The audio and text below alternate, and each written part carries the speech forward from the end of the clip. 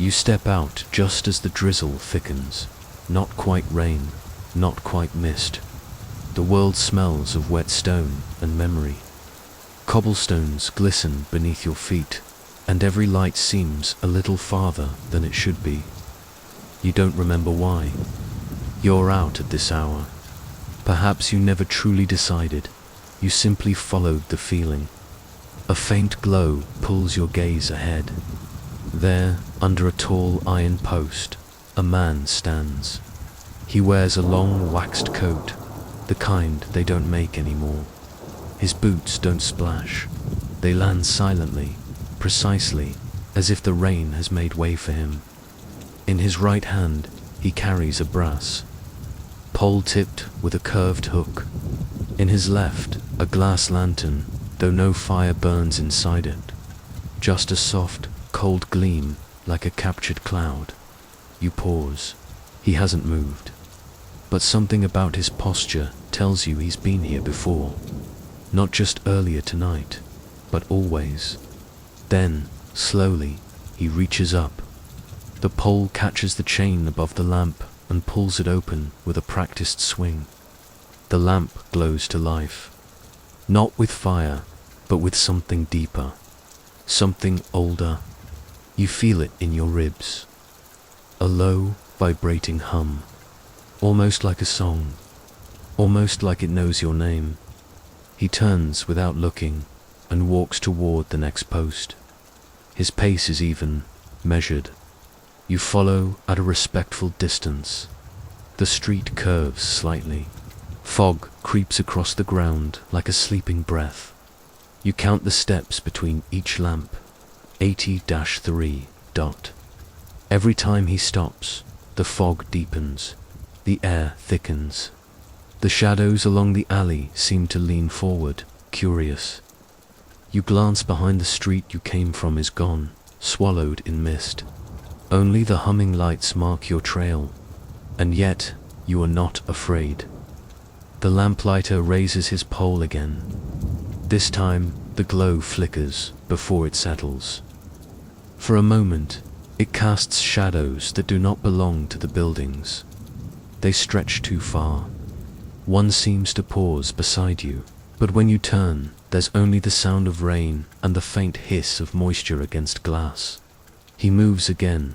You wonder how long he's done this. How many nights has he walked these streets, this exact path, lighting lamps that do not burn? You try to recall hearing about him. The town does have street lamps, yes, but hadn't they been electric for years? You try to remember seeing his face, but you can't. You only remember his coat and the rhythm. Rain falls harder now, though your skin remains dry. It's as if the water skirts around you, preferring to land elsewhere. You glance up there. Are no umbrellas, no awnings, just an old sky, heavy and whispering. Another lamp, another hum, and now the hum stays longer after he moves on. A sustained chord, deep and almost human. It seems to speak, though you can't make out the words. Not language, exactly, but intention. You pass a window. It is dark inside, but the glass reflects the lamplighter's form. Only, in the reflection, he is not holding a pole. He is holding nothing. His hand is raised as if it still holds the tool, but the reflection shows only an empty grip, and his head is turned toward you. You blink. The real lamplighter is walking on. The reflection lags behind, then vanishes. You do not stop. You're not sure you could if you tried. At the next lamp, he hesitates. The light doesn't catch. At first, he lowers the pole and tries again. This time, the lamp resists, flickering, buzzing, trembling with a pale flicker-like breath on glass. You feel something shift in the air, as if the street itself has inhaled. The lamplighter doesn't flinch. He stands very still. His coat flutters gently, but his arms remain locked. Then the light catches, sudden and full. A burst of clarity. For a moment, you see the raindrops frozen mid-fall. You see your own face in the puddle. And in the reflection behind you, not one man, but 3. Each wears the same coat, carries the same pole. But only one is walking. The others stand in doorways, still, watching. You don't look back. You let the hum guide you. And now you begin to understand. The lamplighter does not blink, because blinking invites something in. He does not speak, because sound gives it shape.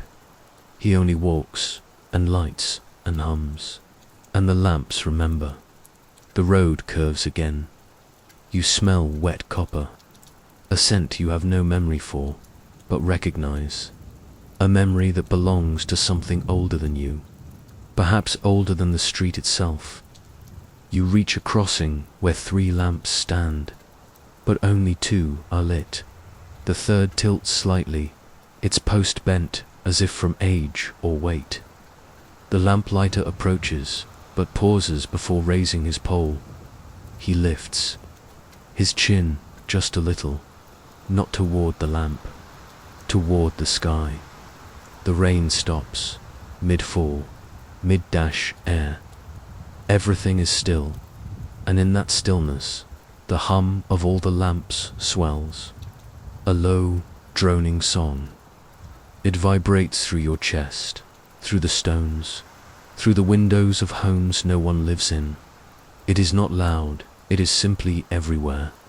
Then the 3rd lamp glows, not from his touch, but from recognition. The lamplighter lowers his arm, the rain resumes. You breathe out. You hadn't realized you'd been holding your breath. The man turns, not toward you, never toward you, but toward the last stretch of street. There are no more lamps ahead, only a narrow passage, where light and rain do not go. He steps into it, and disappears. You remain. Beneath the last lamp, it hums gently above you. Rain taps softly at your shoulders now, no longer avoiding you, but embracing. You glance back, each lamp down the street glows softly, humming, waiting, and then you hear it from somewhere. Just beyond the fog, a whisper, not a voice, but the suggestion of one, coming from a pane of glass. Whispers from the window pane. The window pane before you is old, wavy in its glass, soft at the corners with age. You don't recall when you stepped inside this house. You don't even remember the door opening. But the room is quiet, and the air is still, and the window is waiting. Rain trails across the glass in thin threads, some straight, some wandering like the handwriting of someone trying to remember how to spell. Each drop feels like a pause, like a breath between words. You lean close, not touching, just watching. Outside, the fog has deepened.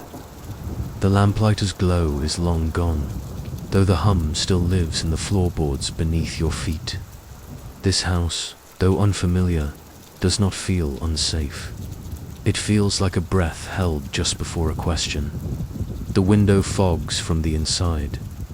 You hadn't breathed on it. You're sure of it. Still, the glass clouds gently. Not a sudden burst of steam, but a slow, velvety spread, as if the window itself is exhaling. You watch the mist swirl across the pane, forming rings, swirls. And for a moment, letters. They don't make sense at first. A shape, then a line, then something curved. You try to read them, but they vanish too quickly.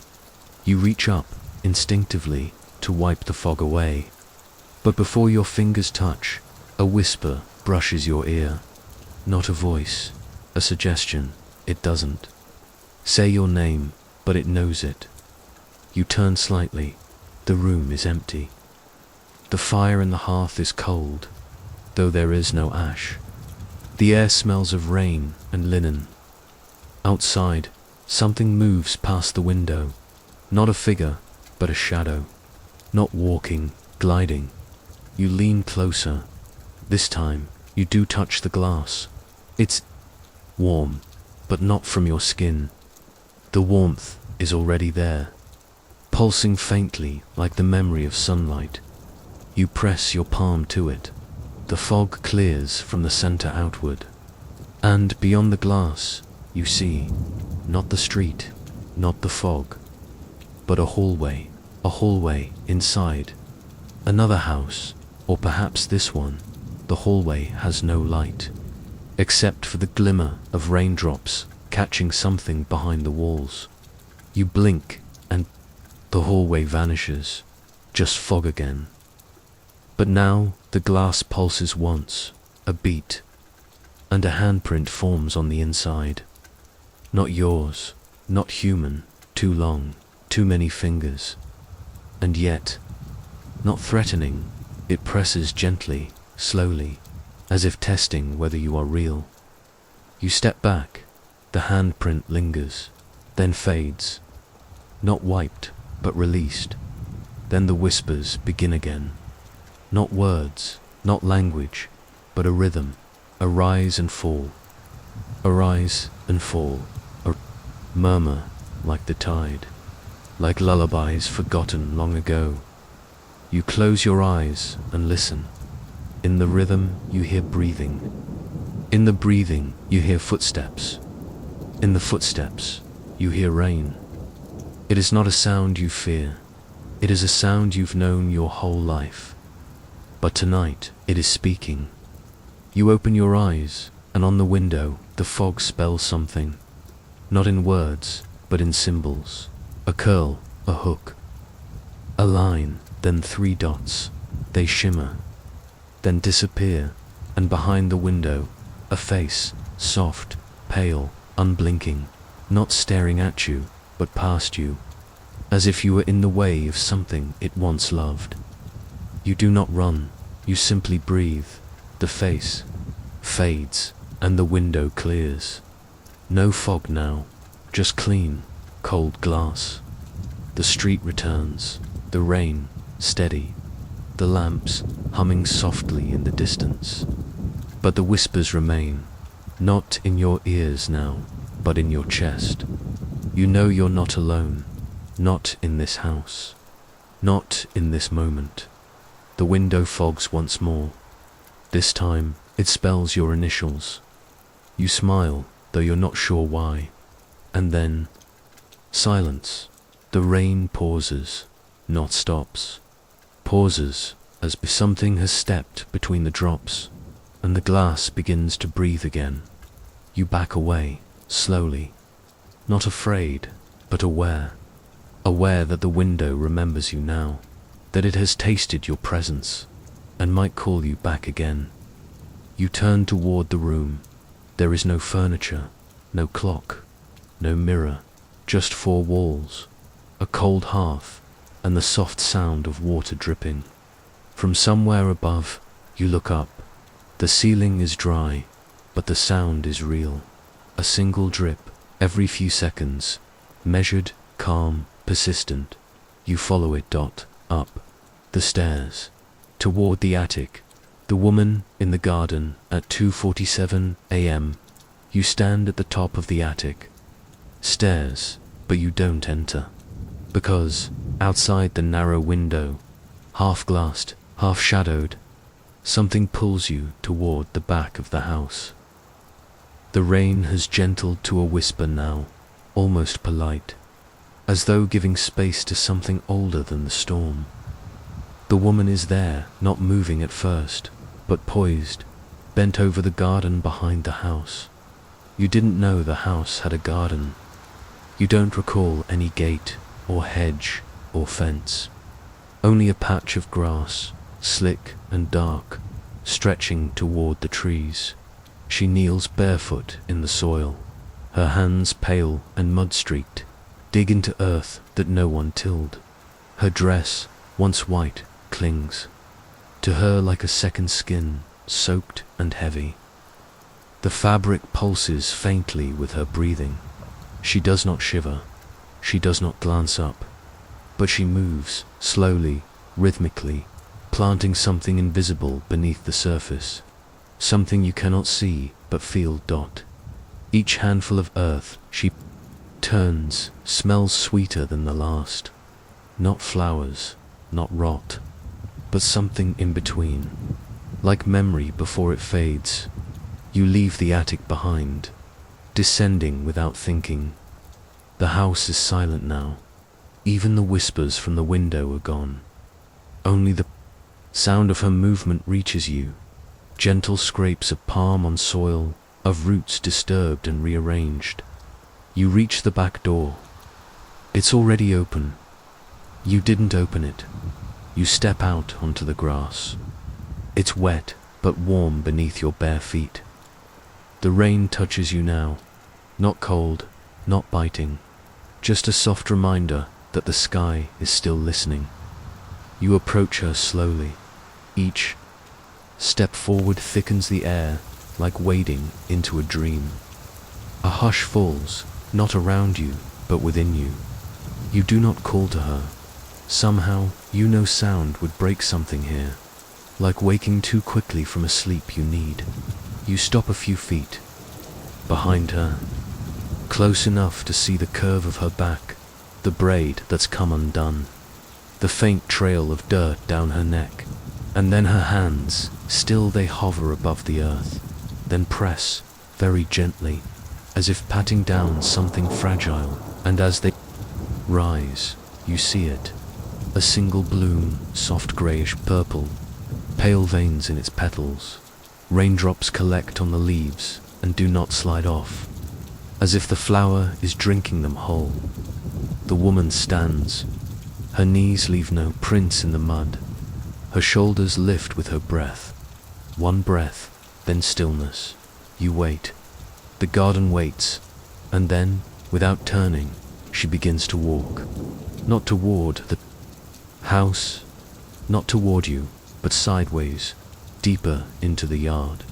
She passes patches of earth you hadn't noticed before, disturbed, loose, rippling in the quiet.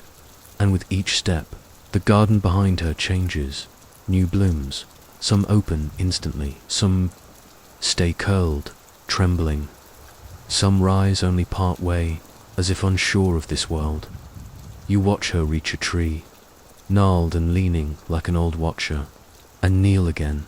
Same motion, same breath, same breath, same hush. You take a step closer, and you notice something. There are no footprints, not hers, not yours. Only the garden grows. Only the rain falls. Only the hush listens. You kneel, mirroring her now, but at a distance. Your fingers graze the soil. It feels soft, alive, like skin over something. Sleeping, you dig just a little, and beneath the surface, you find not roots, not seeds, but threads, fine, silken, silver. They pulse faintly and retract when touched. You let them go. They are not yours to follow. You sit back. The woman stands again, and this time she turns. Not fully, just enough that you see half. Her face, her eyes are closed, but she sees you not with eyes, with presence, with memory. Rain falls harder now, as if noticing the moment. She raises her hand, palm facing upward. Mud streaks her fingers. Water rolls down her wrist, and still no words, only the gesture. You don't move. You simply feel what she means. Let it grow, let it rest, let it remember. She turns again, walks farther into the garden.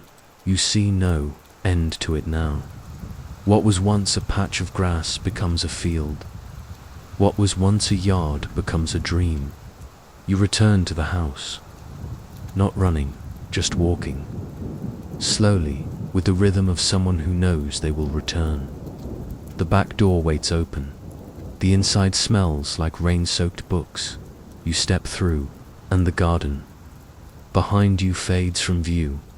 But in your palm, a smear of soil remains, and a petal you did not pick.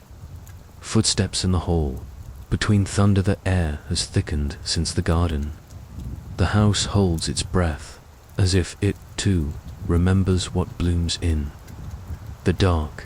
You sit at the edge of the narrow stairwell, unsure whether you descended or were led. The rain beats gently now, soft against the windows. But thunder rises behind it like a distant drum, slow, low, old. You listen not to the storm, but to the quiet spaces in between, because that's where the sound lives. The other sound dot steps, not your own, not urgent, but deliberate, like someone testing the floor for memory. They do not echo. They arrive. You press your palm to the wooden floor. It feels warmer than it should, as though it remembers another set of footsteps, or perhaps many. The thunder rolls again, a long, yawning groan through the bones of the house. You wait for the pause, and in it, there it is. Step, step, pause, as if whoever walks is listening to you rise, quietly, and move toward the hallway. It's narrow, framed with old wallpaper that curls slightly at the edges. The pattern looks like ivy, though no two leaves are the same. The hallway stretches longer than you. Remember, the lamps are not lit. Only the muted light of the storm outside filters in, flickering like breath against your neck. You move forward. The floor creaks, but not beneath you. Farther ahead, near the bend, you stop, hold your breath. Thunder again. Louder now, nearer, and in the hush, it leaves behind another step. Closer. It's not menacing, but it does not wait. You feel it before you see it. A shift in the air, a sense of space folding, not shutting, not opening, but adjusting, as though the hallway has made room for someone else. You round the corner. No one is there, but the hallway continues. And now, you notice the doors. So many, you didn't count them before. You're not sure they were there. Some are slightly ajar, some sealed tight, some seem to breathe, like lungs behind paint. You walk past them slowly. Each has a sound. One hums softly, like a lullaby without words. One creaks in rhythm, as if a chair rocks behind it. One is silent, but ice cold. When you near it, your breath catches and frost rims the handle. You pass them all, and the thunder speaks again. This time, closer, sharper, cracked like bone, and just as it fades, another step. This time, behind you, you turn. Slowly, no one, but a door is now ajar. One that had been closed. You know this because the air from it is warm. The scent, soil, wet, familiar. The garden. No, not quite. You take a step toward it, then stop, because the floor behind you creaks again, and the breath beside your cheek chills the hairs on your arm. You don't move, but your eyes shift to the window at the end of the hall. Rain gathers. There now a pool on the inside sill. It quivers, and when thunder rolls again, the ripple takes shape. Not a reflection, a figure, but not yours. It leans close, though it has no eyes, no face, just a sense of form and the suggestion of presence. And then it moves away, not vanishing, just walking toward the far door. The last one, the one that hadn't been there when you first looked. You follow, not out of courage, not out of fear, out of rhythm. You belong to the beat now, the footstep between thunder. The door opens on its own.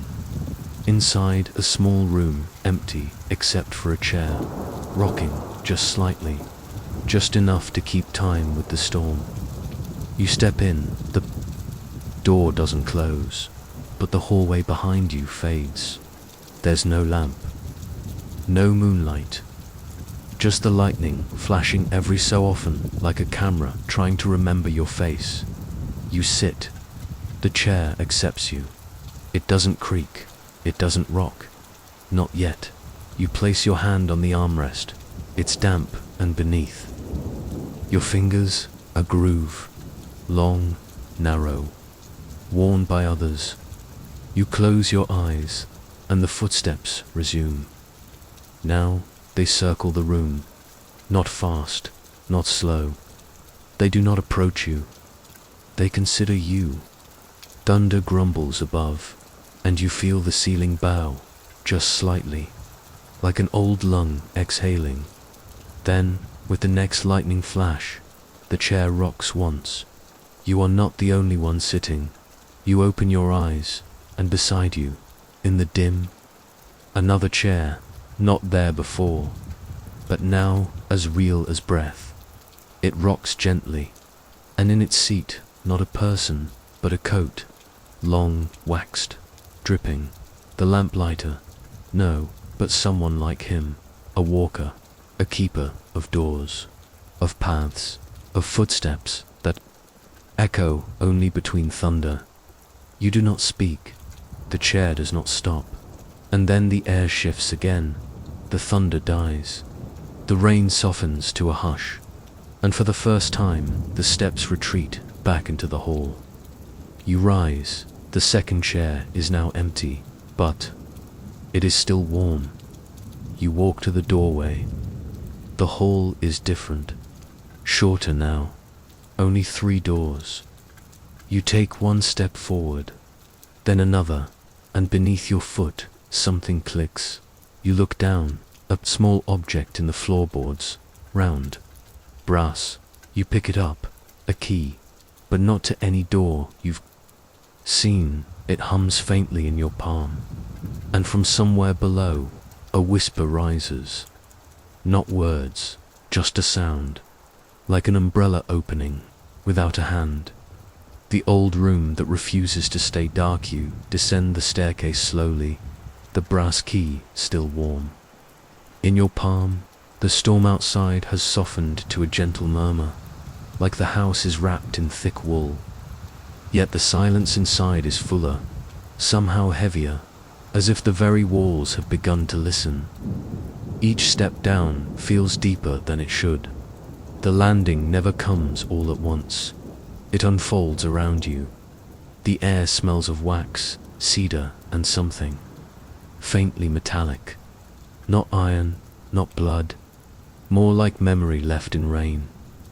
At the base of the stairs, you find the room. Its door stands open, not wide, but politely, like a host unsure if you've been invited or arrived on your own. You step through. The room is simple, a bed, a chair, a low wooden table with 6 candles in uneven holders. Their flames dance lightly as you enter, though no draft moves the air. Your foot crosses the threshold, and one candle dies. You pause, no smoke rises from its wick, only a faint glow at its base, as though refusing to be fully extinguished. You move to the chair, settling in gently. The floorboards creak under your weight, but not from pressure, from recognition. You place the brass key on the table. It doesn't roll, it doesn't rest. It pulses, a tiny hum, barely there.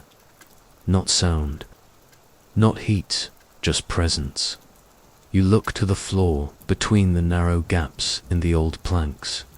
You see it light, not from fire, not from electricity. It breathes, slow and golden, as though something beneath the room is dreaming. You kneel beside the glow dot press, your palm to the floor. It's warm, it should not be. This room is cold. The window's latch rusted. The wind sings through the cracks in the frame, and yet the floor is alive. The candles begin to fail, one by one, not in fear. In ceremony, each goes out without smoke, without drama, and with each darkening wick, the light from beneath the floor grows stronger. Now it is not gold, but amber, soft, shifting. Like firelight under honey, you lie down. The wood is smooth beneath. Your back, worn, familiar. You stare at the ceiling. It does not creak. It does not move. But you feel something press gently through it. Not weight, but thought. A memory, not your own, of someone else who lay here, long ago, watching the same ceiling. Hearing the same storm, you close your eyes. The hum beneath you deepens. It wraps around your ribs, like a lullaby held too long in your mind. You see the shape of a figure, not fully formed, not shadow, not light, just outline, motion. It moves through the floor below you, not walking, flowing. A current, it rises, but never fully reaches. It watches, but never looks. You open your eyes. The room is nearly dark now. Only one candle remains. Its flame flickers sideways, not up as if bowing. You sit up. The key is no longer on the table. You find it in your hand, and now you see the floorboards differently. One slat near the corner is lighter than the rest, its edges worn smooth, its grain faded. You move toward. It lifts icily beneath, earth rich, dark, and glowing faintly. You do not dig, you simply breathe it in, and the scent wraps you in warmth. Soil, memory, ash. Rain begins to fall harder outside. But here, beneath the floor, dry earth remembers. You replace the board gently. The room breathes with you now. You return to the chair. The last candle dies, and yet the room does not go dark. The light beneath pulses, steady and calm. Like breath, like heart, you fall asleep. There is no transition, no drift, only warmth, only hum, only glow. And when you wake, the storm has passed, but the light remains. It has dimmed, but not vanished. You step to the window. The sky is soft and grey. The garden glistens. Something new has grown there, taller than before. Swaying gently in the wind, you place your bare foot on the floor. It is warm, and the hum greets you like an old friend.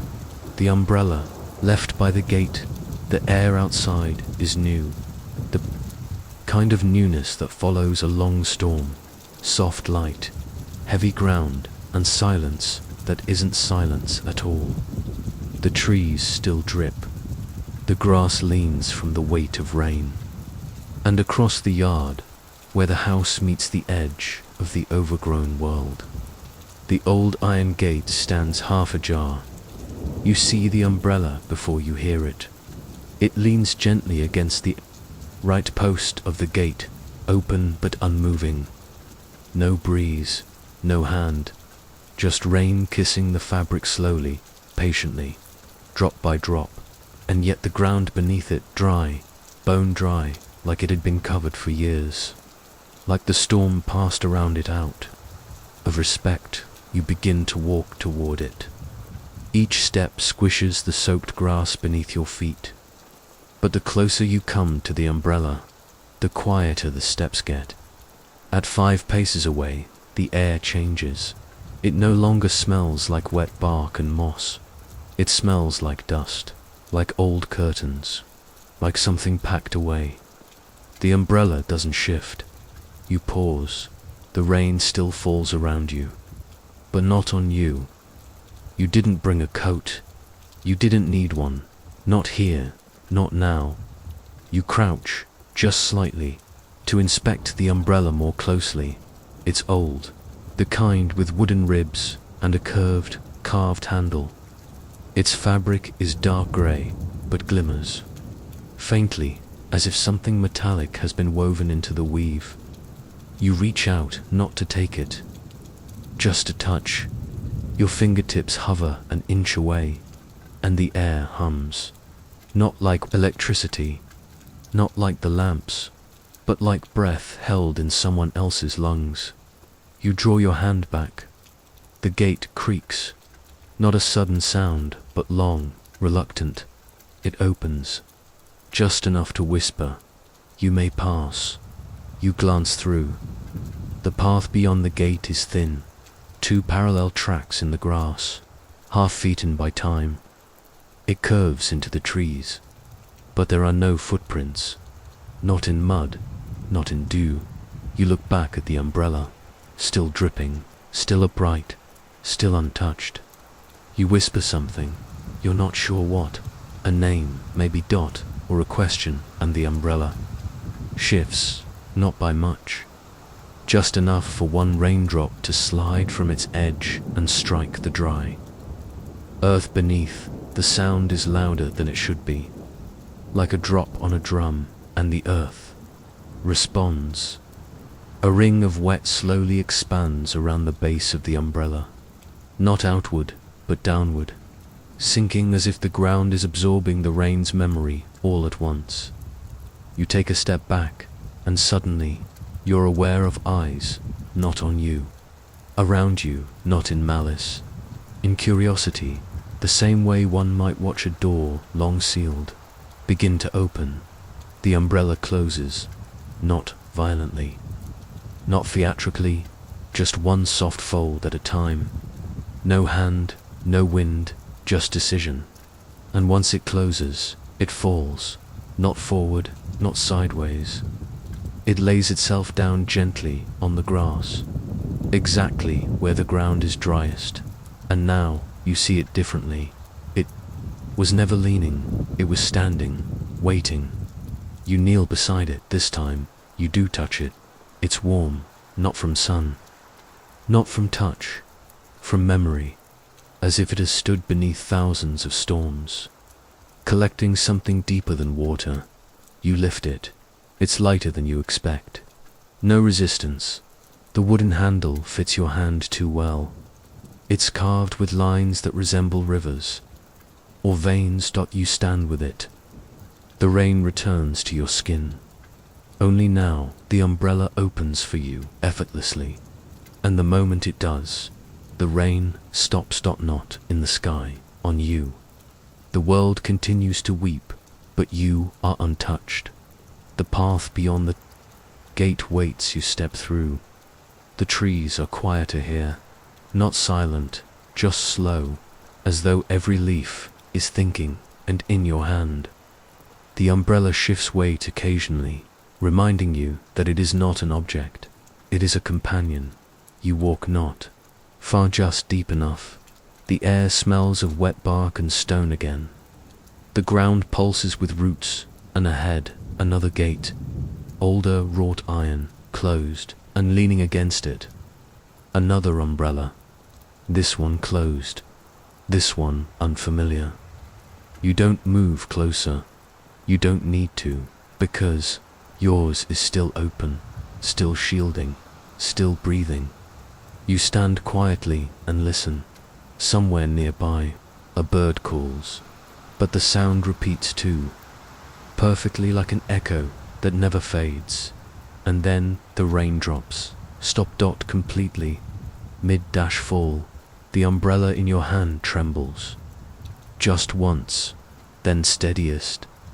You know this isn't your path to follow tonight. Not this gate, not this rain. You turn back, no fear, just knowing.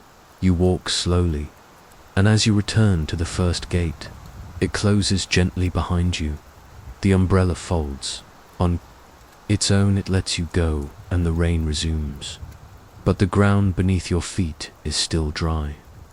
The river that sang only at night, the night has returned without warning. You don't remember the sky darkening.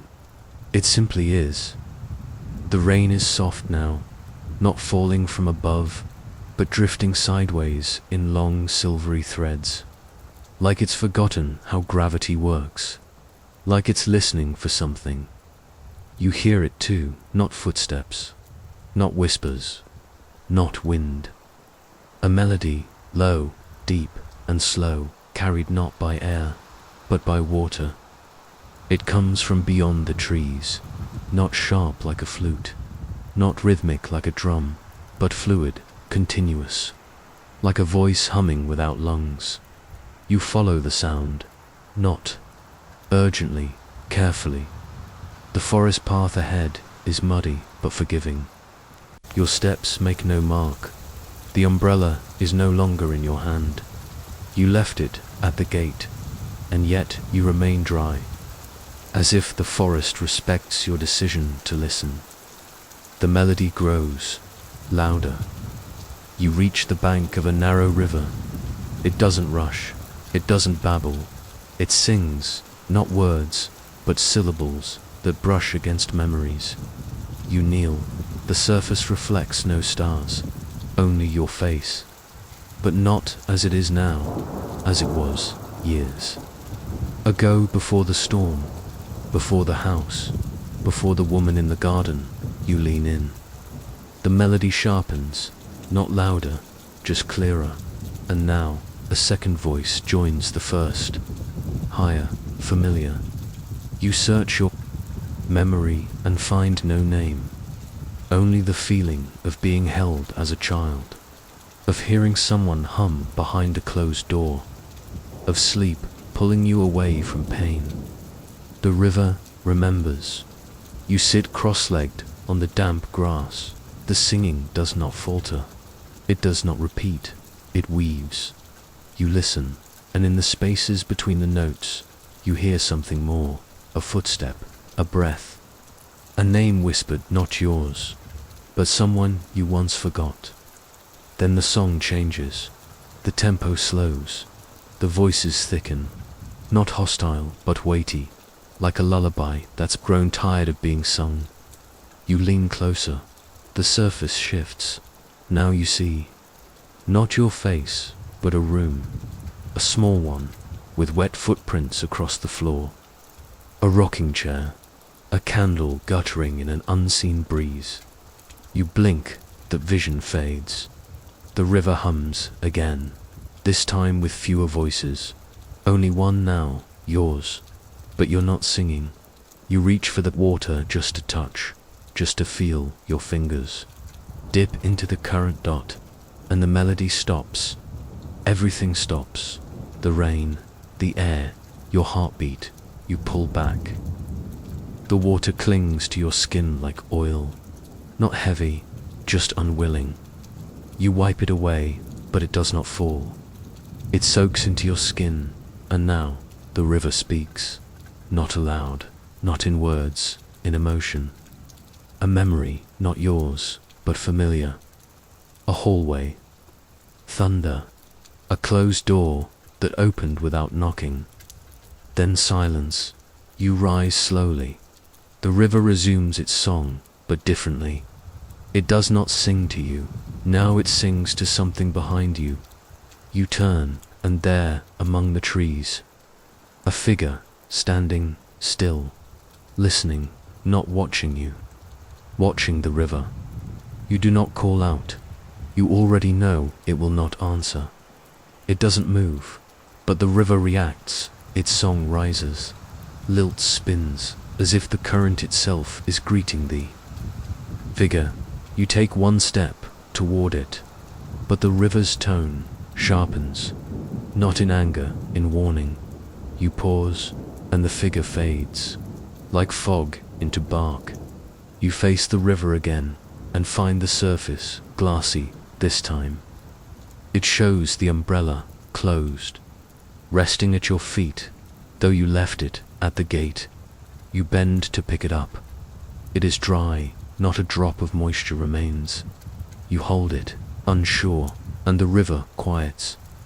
One final note, a long, low hum that echoes inside. Your chest then, stillness. You turn away. The path behind you is shorter now. The trees part gently as you pass. Rain begins again, but only around you, not on you, like a circle drawn in moving water. You don't look back, not because you're afraid, but because you've been told not to. The river sings only at night, and you have heard enough. The attic, where rain never reaches the attic door, has always been there, even before you noticed it, even before the river's song lingered in your chest, like a remembered name. Now, as you return to the upper floor, you see it more clearly. It doesn't glow, it doesn't breathe, but it waits. The pull string dangles low, frayed at the tip, as though thumbed 1,000 times by hesitant fingers. You hesitate, then tug. The stairs unfold with the soft hush of aged wood, remembering its shape. A breeze breathes out from the space above, not cold, not damp, but sweet and heavy, like the scent of turned soil after a storm, like rain that never quite arrived. You climb slowly. Each step flexes beneath your weight, but none creak, as if the attic doesn't want to disturb what's already listening. At the top, the space opens. The roof is broken in places, long cracks where slats have shifted, where daylight might slip in, but no light comes, only darkness, only warmth, only the soft, rhythmic sound of water dripping. You look around, no buckets, no puddles, no stains. Still, the droplets fall, soft pats on wood, again and again, as though something unseen is being quenched. You take a cautious step inside. The attic floor is dusty, but your footprints vanish the moment they're made. The boards feel dry, and yet the air smells wet. You glance up. There is a gap in the roof, wide enough to let the rain in, but the floor beneath it is untouched.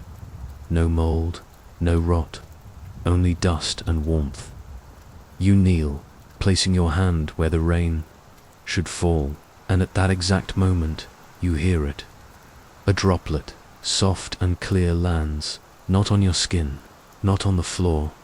In the air it lands, in the air above your hand, then vanishes. No splash, no wetness, just gone. You stay still. Another one falls. Same rhythm, same vanishing. You rise slowly. Something about this space is wrong in a gentle way, like a dream that remembers a different. Whether you walk toward the far wall, old boxes line the edge, unmarked, unopened, but you know they were never yours. One box bears a faint symbol, carved in with something sharp, a circle with a line through it. Not a warning, a seal. You do not open it. The sound of dripping grows louder near the center of the attic, but still, nothing is wet. You crouch again. This time you close your eyes, and with the next droplet, you see it, not with sight, with memory. A child, lying on the attic floor, eyes open, listening, not afraid, just waiting. You feel their breath in your ribs, their heartbeat in your ears. They hear the drops too. Only for them they fall faster. They fall through the roof, through the air, into the child's mouth, like a lullaby in liquid form. You open your eyes. The attic is unchanged, but you feel heavier, or perhaps more complete. You stand again, and for a moment, you feel the ceiling beneath your feet, like the attic has turned, inside out, like you're standing above the sky. You walk toward the hatch. The stairs wait below, folded and polite, before you leave. You look up once more, and through one of the holes in the roof, you see a star, not blinking, not distant, close, still watching the lantern that glows without flank. You return to the hallway with your breath still wrapped in attic silence. But the moment your foot touches the floorboard, you feel it. A gentle motion, almost rhythmic, somewhere beyond the window pane. You move slowly to the end of the corridor, where the glass is laced with moisture and a thin coat of time. Outside, past the garden, past the gate, there hangs a lantern. Its frame is iron, its glass imperfect. wavy like it remembers every storm it's ever endured. And it glows, not warm, not golden, but silver. Pale, alive, you watch it swing. There is no wind, the trees stand still. The grass is still wet from forgotten rain. But the lantern moves, slow and even, like a breath it cannot stop taking. You descend the stairs again, each step softer than the last. The door opens before your hand touches the knob. You step outside. The lantern is brighter now, not dazzling, not harsh, but deliberate. It does not shine across the yard. It doesn't try to guide you, it waits. The air around it feels thinner, not colder. Emptier, you approach. Every few steps, the glow pulses, soft like a heartbeat. You can't quite place up close, the lantern reveals more. There is no flame, no wick, no fuel, just light, suspended in the center, like a drop of milk floating inside crystal. The glass is streaked from the outside long lines, as if someone had once wept with their face pressed to it. You reach toward the hook from which it hangs, and just before your fingers touch metal, the lantern stills. No swing, no flicker, just stillness. You pause. The light inside shifts, no longer silver, now blue, faint at first, then deeper. The color of forgotten lakes, of nighttime rooms where someone once said your name. You don't remember who, only that it was said with care. The light pulses once, then again, and each time something inside your chest responds, as if the lantern is drawing something out, or returning something long misplaced. You sit beneath it, back resting against the gatepost. The iron is cold, but steadied above you. The lantern swings again, just slightly, and this time you hear it, not a creak, a whisper, a single syllable repeated. Too soft to understand, but each repetition burrows. Deeper you close your eyes, and behind your eyelids, the light lives. It paints a shape. A figure, walking a path lit by lanterns just like this. You follow dot in the vision. The path never ends. It only bends, and with each bend, another lantern, another whisper, another part of you you'd forgotten. Then silence. You open your eyes. The lantern has stopped glowing, but only because it's no longer outside. It hangs now, just beside the front door, as if it never left. You rise, and the air around you is different, fuller, like a page filled in after years of blank space. The door opens for you inside. The house feels warmer. You do not look back, because you know the lantern is still watching. Even without light, even without fire, shadows that refuse the wallow. Past the hallway mirror, out of habit, but something halts your step. The frame is old, carved from wood that smells faintly of moss and nighttime. The glass is warped slightly at the edges, as if the mirror were always hesitant to show the full truth. You glance into it. There you are, worn, barefoot, eyes rimmed with sleep and memory. But it's not your face that troubles you. It's the space beside you, because someone stands there. Not behind you, beside your reflection. A figure the same height, the same build, no detail, just there. It doesn't move. When you do, it waits. You turn quickly. Nothing. The hallway is empty. Still, only the sound of the faint rain brushing against the windows and the breath you didn't know you were holding. You face the mirror again. This time, the figure is gone. But the shadow, it's wrong. It does not follow the shape of your body. Your shoulder leans left. The shadow leans right. Your hand falls still. The shadow raises its fingers. And worst of all, it smiles. Not a face, not lips, but something about the curve of its edge, the way it folds slightly inward, like satisfaction. You step back, the mirror dims, as if clouded by breath, but you haven't exhaled. You leave the hallway, walking quickly now, turning toward the parlor, the hearth cold, the chairs empty. You pass under the overhead lamp near the coat rack, a perfect cone of warm, yellow light. You expect your shadow to follow. It does, but it arrives first, already there before you, already waiting. You freeze. The shadow does not.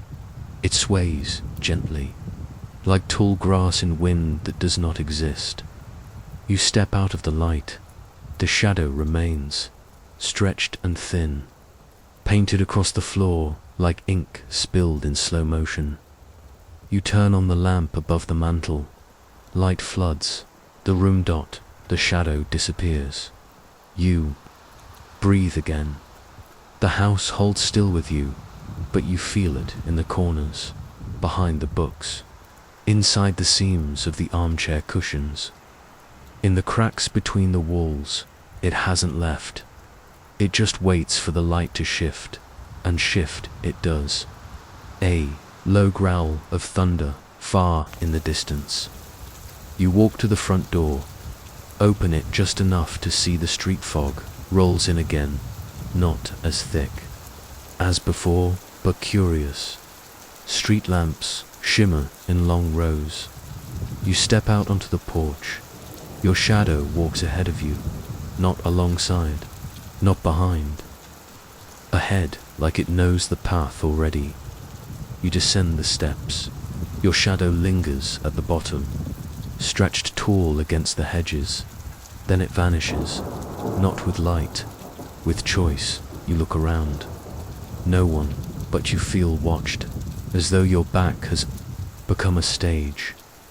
You walk down the path, and with each step, no shadow, not yours, not the trees, single quotes, only the stones beneath your feet hold shape. You reach the middle of the street. The puddles there reflect the lamps, the clouds, the branches, but not you. You kneel to touch the water. It is cold, still, unmoved by your presence, and in its reflection, not your face. Your shadow, standing across the street, just standing as if waiting for you to cross. You rise, and as you do, it lifts its hand just slightly, like it's remembering a goodbye it never got to say. Then lightning strikes. The sky splits silently, the flash too bright to anchor. You blink. The shadow is gone, but only for a moment, when the dark returns. It's closer now, at the edge of the porch. Your porch. It does not run. It does not move. But it is no longer yours. Not exactly. It borrowed your shape, and now it's deciding what to do with it. You return to the house. The door closes without sound. You don't lock it. Locks mean little to things that slip through light.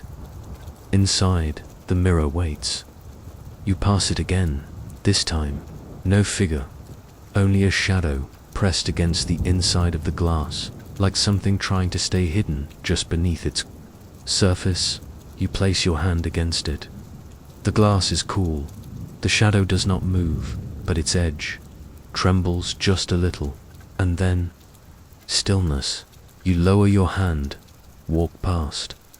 The mirror remains, but now, as you reach the stairs, your shadow appears behind you on the wall, and this time it follows. The clock that chimed for no one it begins just as you reach the top stair. A sound too slow to be a bell, too deep to be metal, too precise to be thunder. Dong. The chime rolls through the air like a wave across stone. Dong. You pause. The house hears it too. Everything goes still, not in fear, but in listening. The clock tower hasn't worked in years. The town square is mostly forgotten. swallowed by fog and ivy. Its spire leans slightly to the left, a monument to something no one remembers naming. But the sound is unmistakable. Dong, each toll carries weight. Not loud, just undeniable. Like a memory you didn't mean to keep. You cross the upstairs hallway toward the window, outside. The world gleams under a fine layer of mist. Cobblestones reflect the street lamps like old coins. Rain clings to everything, but falls nowhere.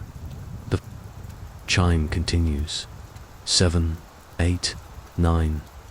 And with each note, you feel something in your ribs. Not pain, not fear. Just the gentle rearranging of your past.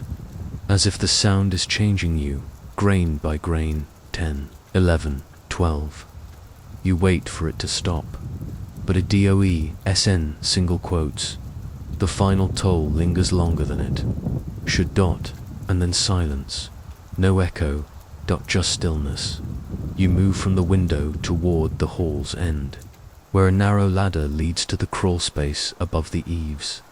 You've never opened it before, but the chime. It came from above and below, and somewhere in between.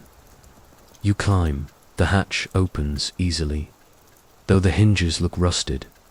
Inside a crawl space no larger than a closet, but at the far end, a window too small for light, too high for a view, yet it waits. You crawl forward.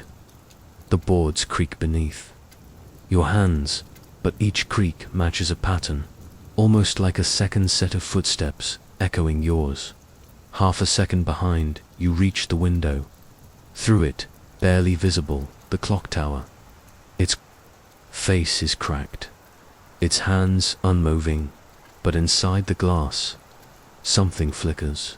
A figure, brief, then gone. You don't know if it was inside the tower, or the reflection on the glass. You press your forehead to the pane and feel warmth from the clock. A warmth that pulses gently like a heartbeat slowed by age. You whisper something, a name. Not yours, not anyone you know, but the window fogs slightly, just enough to write the number. XIIU, retreat from the crawl space. But as you descend the ladder, you hear the sound again. Not the chime, the ticking, soft, insistent. A clock with no hands. You follow the sound downstairs. Each step carries the memory of something older. You find the parlor again, empty almost, except for the mantel clock.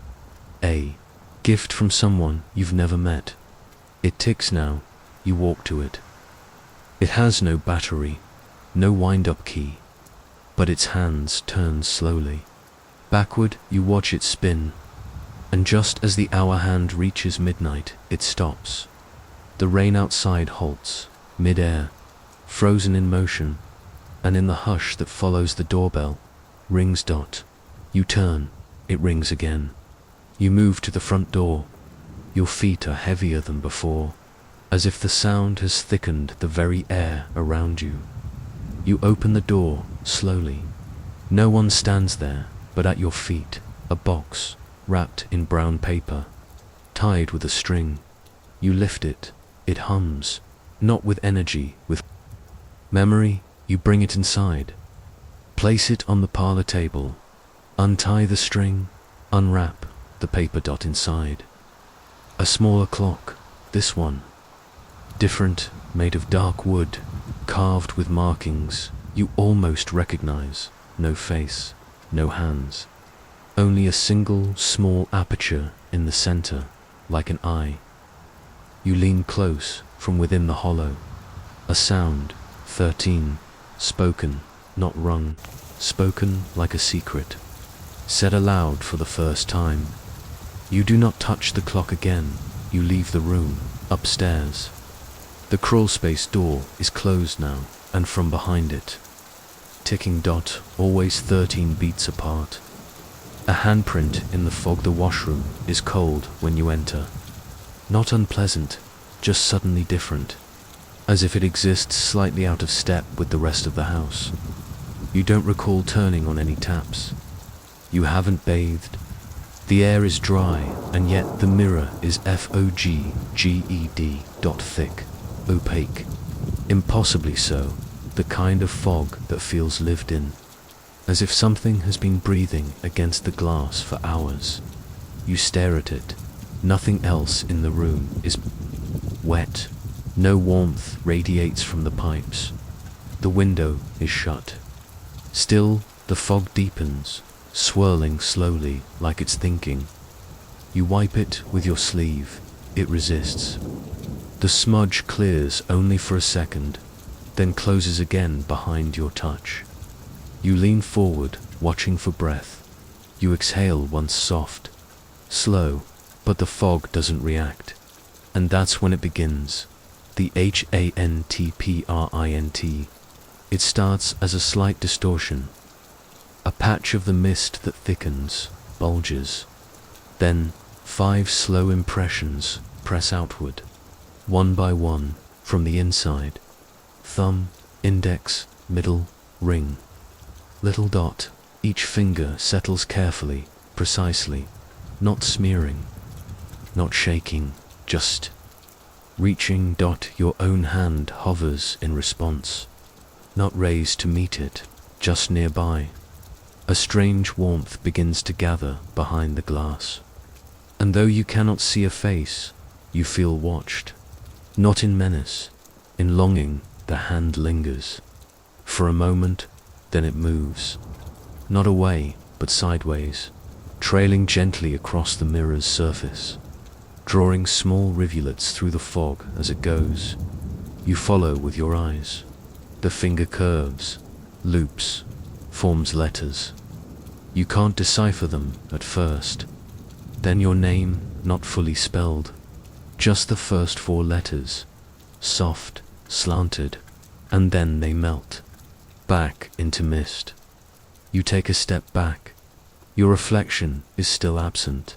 Only the fog, the handprint, and a faint rhythm like water falling in a distant sink. But the taps are dry, the pipes silent. You glance at the small mirror above the sink. It's clear. Your face stares back. But behind you, in its reflection, the large mirror still bears the hand. You turn around. The fog is fading now, evaporating from the center outward. And in that soft clearing, not a reflection, a room, not the washroom. You stand in another dot. Older dot. You see faded wallpaper, a wooden chair, a cracked basin, and on the far wall, another mirror. In that mirror, a child, sleeping but stirring. You blink, and everything is gone. Only fog, only your face. You reach forward, press your palm against the place where the hand had been. The glass is cold now, no warmth, no pressure, but there under your hand. A drop of water beading on the surface. From the inside, you don't wipe it, you leave it there. The drop trembles once, then slides down in a slow arc, leaving behind a narrow line of clarity. You follow it with your eyes, and where it trails, another word appears, a date long past and familiar. The day you first saw the lamplighter.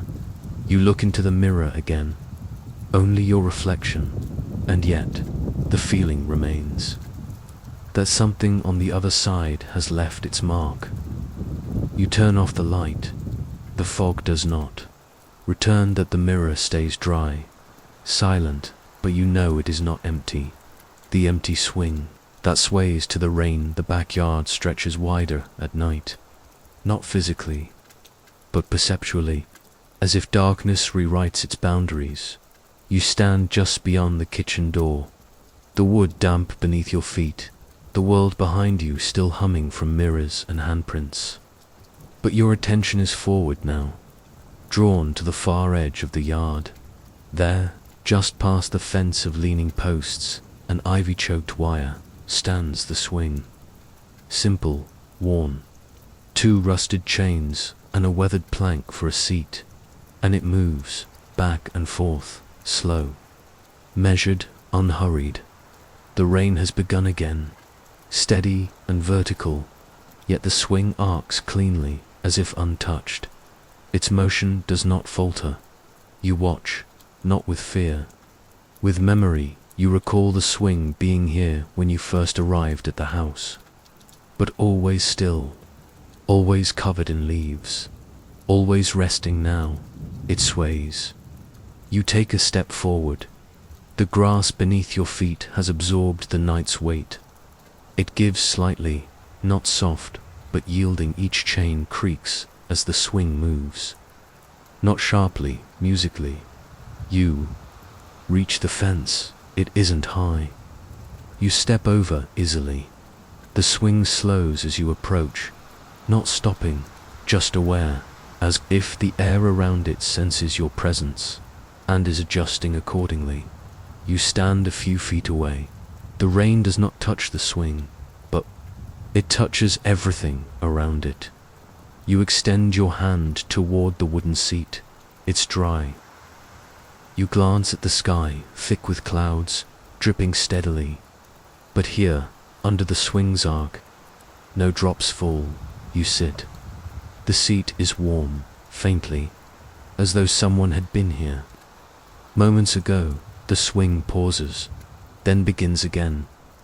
Gently you do not push. It moves on its own, and as it carries you forward and back, something shifts. The trees at the yard's edge lose focus. The stars, few and faint, slide sideways, and the sound of the rain distorts. What had been a steady hush now feels layered, like voices, not distinct, just syllables, buried in sound. The chains creak with each pass. You close your eyes, and suddenly, you're not alone. Not in fear, not in body, but in memory. There are hands once that pushed this swing. A laugh, quiet, that echoed behind you. A lullaby hummed. You try to recall the face, but it stays out of reach. The swing arcs higher now, just slightly. Enough to feel air rush beneath you, still dry, still warm, but the ground seems farther than it should be. You open your eyes. The yard is gone, not vanished, transformed. The grass, replaced with sand, the trees thinner, the fence lower, and before you another swing vacant, swinging in time with yours. A presence forms on it, not visible, sensed. It sways with you, in perfect rhythm, and between you, silence, thick with knowing. Your swing slows again. You feel your feet touch earth, but not the earth. You left this ground as older, softer. You step off. The swing continues without you. You look to the other seat, now still, empty. But the chain creaks once, like breath. You turn back toward the house. The fence is new again, the posts straighter, the ivy gone. You climb over. The swing behind you begins again, not faster, but deeper. You do not watch it, because its movement is not for you anymore. It belongs to someone else now, just like it once belonged to you. The house that smelled of rain when it was dry. You close the back door gently behind you. The swing's rhythm still echoes in your body, but the house has its own rhythm now, not sound sent. The moment you cross the threshold, the air shifts, cool, damp, mildly electric, like the breath just before a thunderclap. But the rain has stopped. You know it. You felt it ease as you climbed the porch, and yet the house smells soaked. The scent is unmistakable. Rain on stone, wet soil, leaves pressed into sidewalk cracks. It curls up the stairs, coils in the corners, gathers at the baseboards. A scent with direction, a scent that watches. You kneel to touch the floor. Its dry dot, You press your palm harder. Still dry, but the scent grows stronger where your hand rests. You stand. The walls seem darker now, not painted so, but stained with shadow. You trail your hand across the hallway as you pass, every inch dry to the touch, but not to the spirit. The smell deepens in the parlor. You step in, the fireplace is cold, though you remember no one extinguishing the fire. The rug is soft and clean, the armchair unchanged, and still you feel as though you've stepped into a cloud, thick with memory, weighted with water that never fell. You pause beneath the ceiling light. It's off, yet the air above you shimmers slightly. You look up, and in the space above your head, dust floats in slow circles, as if underwater. You exhale, a thin fog leaves your mouth, even though the air is not cold. You follow the scent into the dining room. The table is bare, the windows shut, but every pane is fogged. From the inside, a slow drip sounds in the corner. You follow it, leads to a wall, not a pipe, not a sink, just wallpaper, pale green, slightly peeled. You press your ear against it. The drip continues. Not inside the wall, inside the house. But you still find nothing wet. You press your forehead to the glass of the nearest window. On the other side, dry leaves, a moonlit garden, nothing falling, and still the scent swells. You turn and find something strange. Your footprints on the floor, not muddy, not wet, but visible, outlined in faint condensation. Just the right foot, then the left, trailing behind you like soft echoes. You kneel again, press your fingers into the center of one print dry. But when you lift them, the print vanishes, evaporated, as if your touch released whatever memory it carried. You stand once more and move toward the stairs. Each step holds a whisper of that scent, stronger the higher you climb. At the landing, the air is thick. You feel it in your chest. Like breathing through cotton, you reach the bedroom door. The handle is cold and damp. You open it slowly. Inside, dry bedsheets, closed shutters, a soft light flickering from the lamp beside the dresser. You walk in, your skin prickles as if passing through a thin curtain of mist. And when you reach the dresser mirror, you see it, your reflection dripping. Rain clings to your hair, beads along your collar. Your eyes shimmer like glass left outside. But you are dry. You touch your shirt. Nothing. You run your fingers through your hair. Dry, yet the mirror insists. You raise your palm to it, soaked in the reflection. Still, your skin is warm and dry in the world around you. You lower your hand. The image doesn't change. Then, a soft noise behind you. You turn. The bed is untouched. The lamp steady, but the scent deepens. And you hear it again. Drip. Not loud, not urgent. Just a single sound, repeated. Somewhere just behind the walls, or beneath the floor. You sit on the bed, and the mattress exhales, as if welcoming back someone long gone. You lie down, your body light, the sheets warm, and above you, the faint pattern of moisture blooming across the ceiling. Not wet, just dark, like a memory pressed into plaster. You close your eyes, and behind your lids, it rains, not hard, not cold, just enough, just for you. Door that opens only in storms you awaken not to sound, but to the absence of it. No dripping, no creaking, no hush of breath from the attic, only pressure in the air. In your chest, like the moment before thunder, you sit up slowly. The light from the lamp has faded, though it was never turned off. The windows remain closed, the curtains motionless, and then the first Drop, soft, sharp, exact. It hits the rooftop with a rhythm like a knock that knows your name. You listen, tap, tap, tap, not hurried, not gentle, purposeful. The storm arrives without hurry, a smooth crescendo of falling water, pressing against glass, trickling into corners, whispering along gutters, and then a sound from below. The shift of wood, the slow bowing of hinges, the drag of a latch sliding open. You know which door it is. You rise, feet silent on the warm boards, and step into the hall, down the stairs, past the grandfather clock that has not ticked in years, past the windows, beaded with rain, and there, just off the main foyer, the door half open now, always locked, always sealed, until it rains. You step closer. The handle is old brass, tarnished in a way that suggests it has been untouched for a century, and yet warm. The air around the frame is cooler than the house. Not cold, just recent, like something has just entered. You nudge it with your fingertips.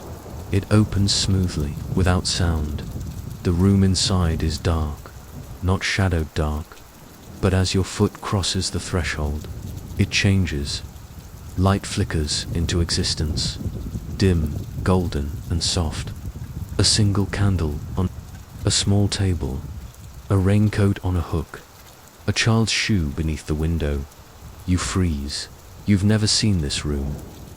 Not like this, but it feels like something you once knew, or dreamt. You step in further. The candle does not waver, despite the storm beyond the walls. The flame is steady. The air smells of wax and wool. You touch the raincoat, thick, lined with red stitching along the collar. Your fingers come away damp, but only in the cloth, not on your skin. The room is still, but in the silence. A sense of version like this is only one way the room appears. You sit in the chair beside the table. It creaks lightly, then sighs. Like a breath being remembered, you wait. The storm rumbles. Wind slides through the seams of the house. But the door remains open. You glance at the walls. They shift slightly in your periphery. Now green, now wallpapered, now panelled with dark wood, but always holding the same shape.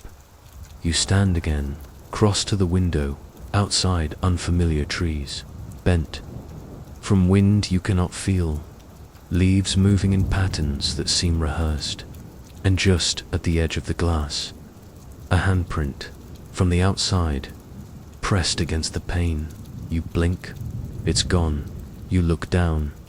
Your own hand rests on the sill, and beneath it, a mark begins to form in the wood, not written, grown like lichen, or fungus, or memory. You pull back, the mark stops growing, but its shape remains. A curve, a line, a symbol you've seen before, perhaps in the mirror, perhaps in a dream. You leave the window, and now the candle has moved, not the flame. The whole candle. It now sits on a shelf across the room, unlit. The table is empty, the chair gone. You are standing in a bare room. Same walls, same floor, no furniture, only the open door behind you. And the storm. You step back. The threshold feels colder. Now, like crossing between worlds, once your feet touch the main floor again, the door begins to move, slowly, resisting, then closing, until it clicks, and you know what comes next. You try the handle, it doesn't budge, locked again, until the next storm. The mirror. That fog from the inside the mirror is not where you left it. It hangs on the wall beside the staircase, now taller, narrower, shaped more like a doorway than a reflection. You don't remember it being moved. You don't remember asking, but there it is. Its glass is wet, not beaded with moisture. Running with it, slow droplets roll downward, thick, like condensation left in an old greenhouse. You reach toward it, your palm inches from the surface. It's cold, though the air is dry. You lean in, and the fog begins to spread. Not from your breath, from within. It blooms like smoke in reverse, from the center outward, coating the entire surface until the reflection disappears completely. Then, a pause. Stillness, your image, gone. The hallway behind you no longer visible in the mirror's world. And then, softly, from behind the glass, AHANDPRINT, it presses forward, slow and patient. Its fingers spread, too far, too long, but not distorted, simply unfamiliar. It holds for a moment, then withdraws. In its place, a single smear, and inside that smear, the fog begins to shape itself. A curve, a diagonal, an arc. Your initials backwards. You do not speak. The mirror wouldn't answer. It never does. You turn away and pause, because now the hallway behind you smells. Different rain, stone, rust. You glance back. The mirror clears. Slowly, your face returns, but behind you in the reflection, a light, faint, pale, moving you. Turn nothing, but the mirror shows it again. This time closer. You press your hand to the glass. It feels warm now, like breath trapped in silver. You lean closer, and the light in the mirror pulses, not harsh, not glowing, alive. You reach up and wipe the glass with your sleeve. It clears instantly. The mirror now shows a room you've never entered. Candlelit, stone walls, a basin of water. You blink, gone, just your hallway again, and your face. But you feel it now. The mirror is watching. You step away, it does not follow, but the fog inside the glass doesn't fully fade. A soft blur remains in the center, like something waiting for permission to return. The woman in the garden at 2:47. A meet is always 2:47 a.m. when you see her. The clock does not move past it. Not in this part of the house. Not when the garden wakes. You don't set an alarm. You don't plan to return. But somehow, you always find yourself there, drawn to the window that overlooks the backyard. The glass fogged gently from the inside. You wipe it with your sleeve. Outside, the earth is slick. Rain has recently passed, but droplets still cling to the air like breath left behind. The grass glows faintly in the moonlight, silver-edged and solemn. She's already there, kneeling in the far corner of the garden, bent over the soil, the same place, the same posture, always alone, always silent. You cannot see her face, not fully. Her head remains bowed, her hair heavy with rain. Her dress long grey clinging presses to her like memory. Each movement she makes is unhurried, a deliberate tenderness. Her fingers part the soil without tools. She does not dig. She invites. You feel the urge to open the door, to step barefoot into the soft grass and call to her, but you don't. You never do. You simply watch. Tonight, the garden is different, not larger, not smaller, just shifted. Some plants are where they've always been. Others tall, unfamiliar things with deep purple veins and flowers shaped like closed mouths have appeared overnight. You didn't plant them, no one did, but she tends them. All the same, she presses something into the ground, small, dark, smooth, not a seed, something older, and every time she does, the air thickens. The scent of fresh earth rises through the walls and fills the room behind you. It smells like rain and stone and the breadth of roots sleeping just beneath the surface. You watch her touch the base of a vine that was not there yesterday. It shudders, not in wind. In response, then blooms, softly, instantly, one petal at a time, like a sigh unraveling. And though the garden is soaked, you notice something.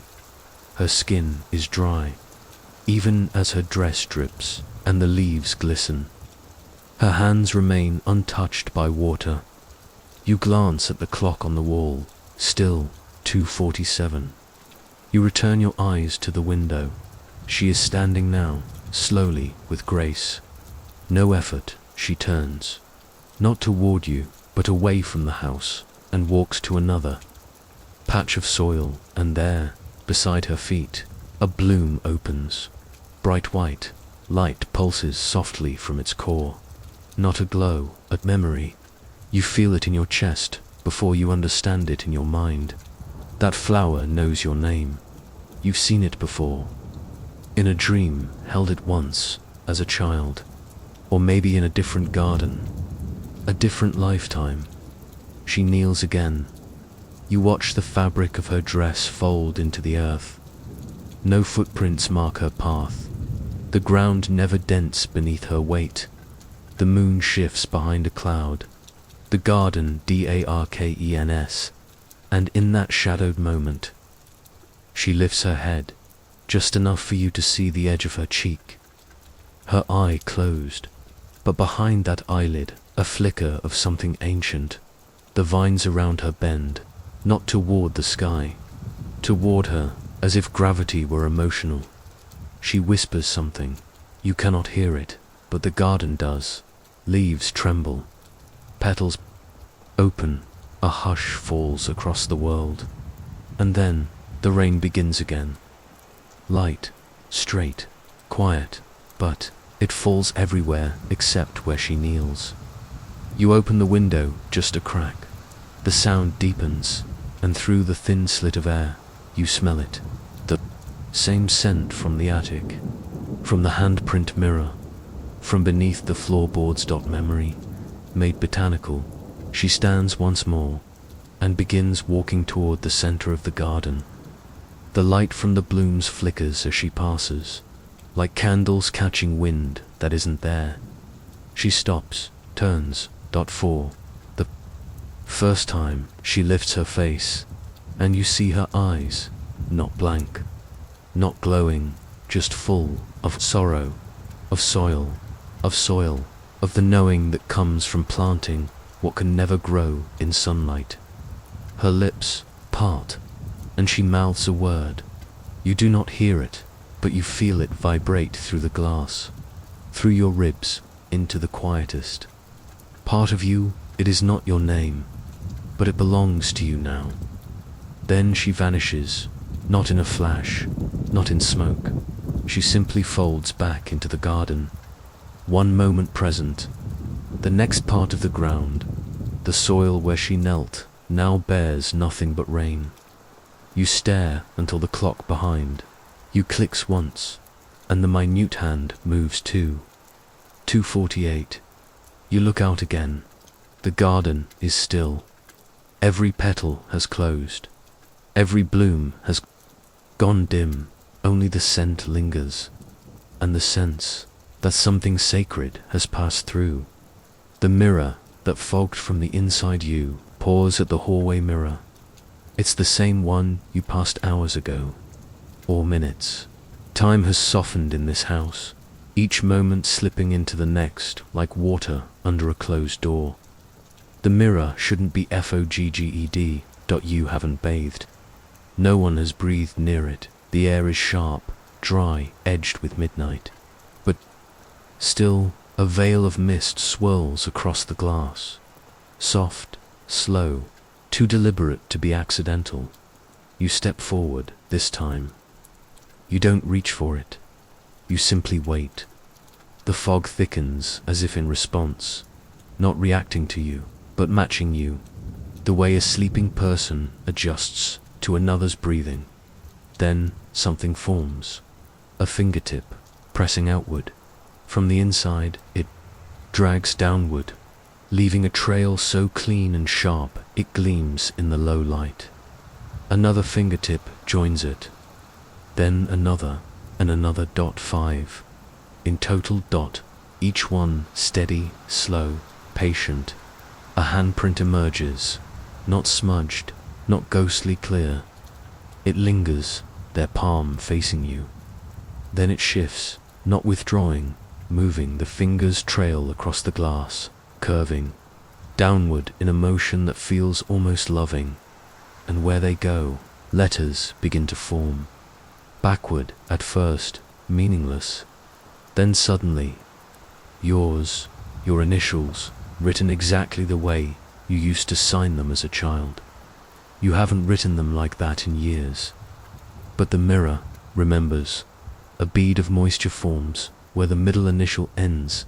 It clings to the bottom of the last letter, swells, then drops. You hear it land, not on the tile floor. On wood, you look down. The floor is dry, still. You hear it drip. You listen again. Not a sound in the house. No footsteps. No clocks. Just the echo of that one drop, as if it landed in a pool far beneath your feet. The handprint begins to fade, not quickly, like breath relaxing, like memory releasing its hold.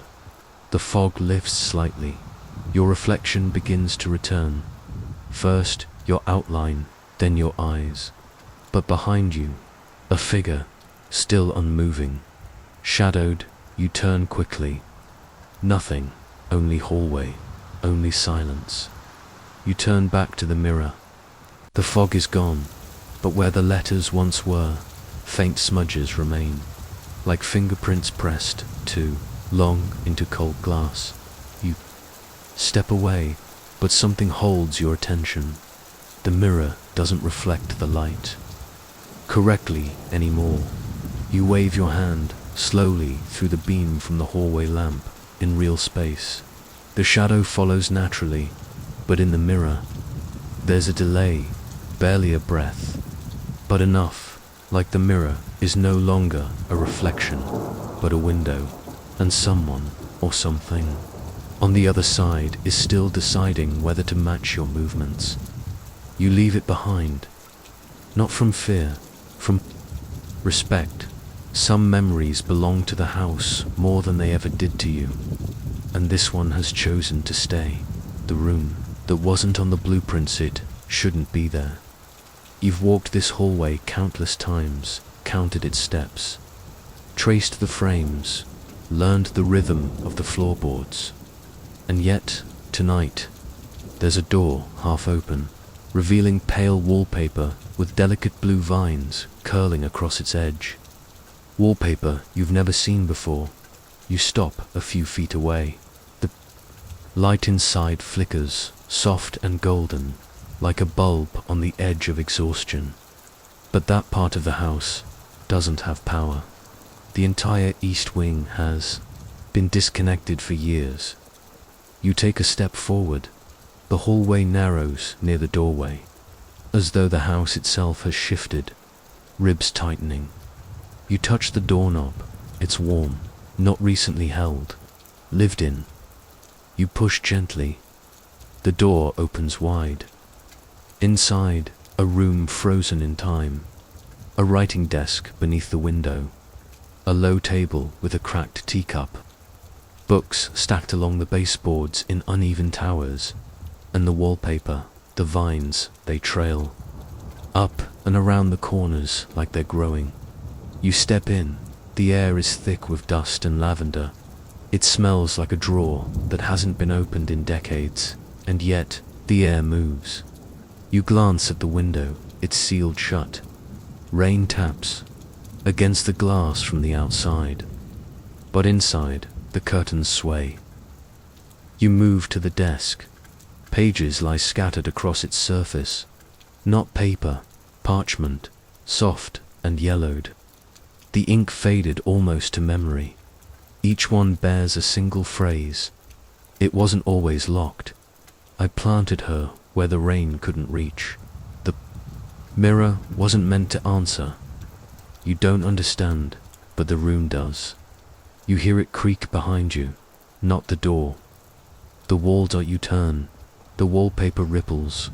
A single vine lifts from its place, a curling edge peeling forward, reaching softly toward the floor. You kneel at its tip. A small pin holds it in place. You remove the pin. The wallpaper unrolls slowly, revealing a name written behind the paper in pencil, small and trembling.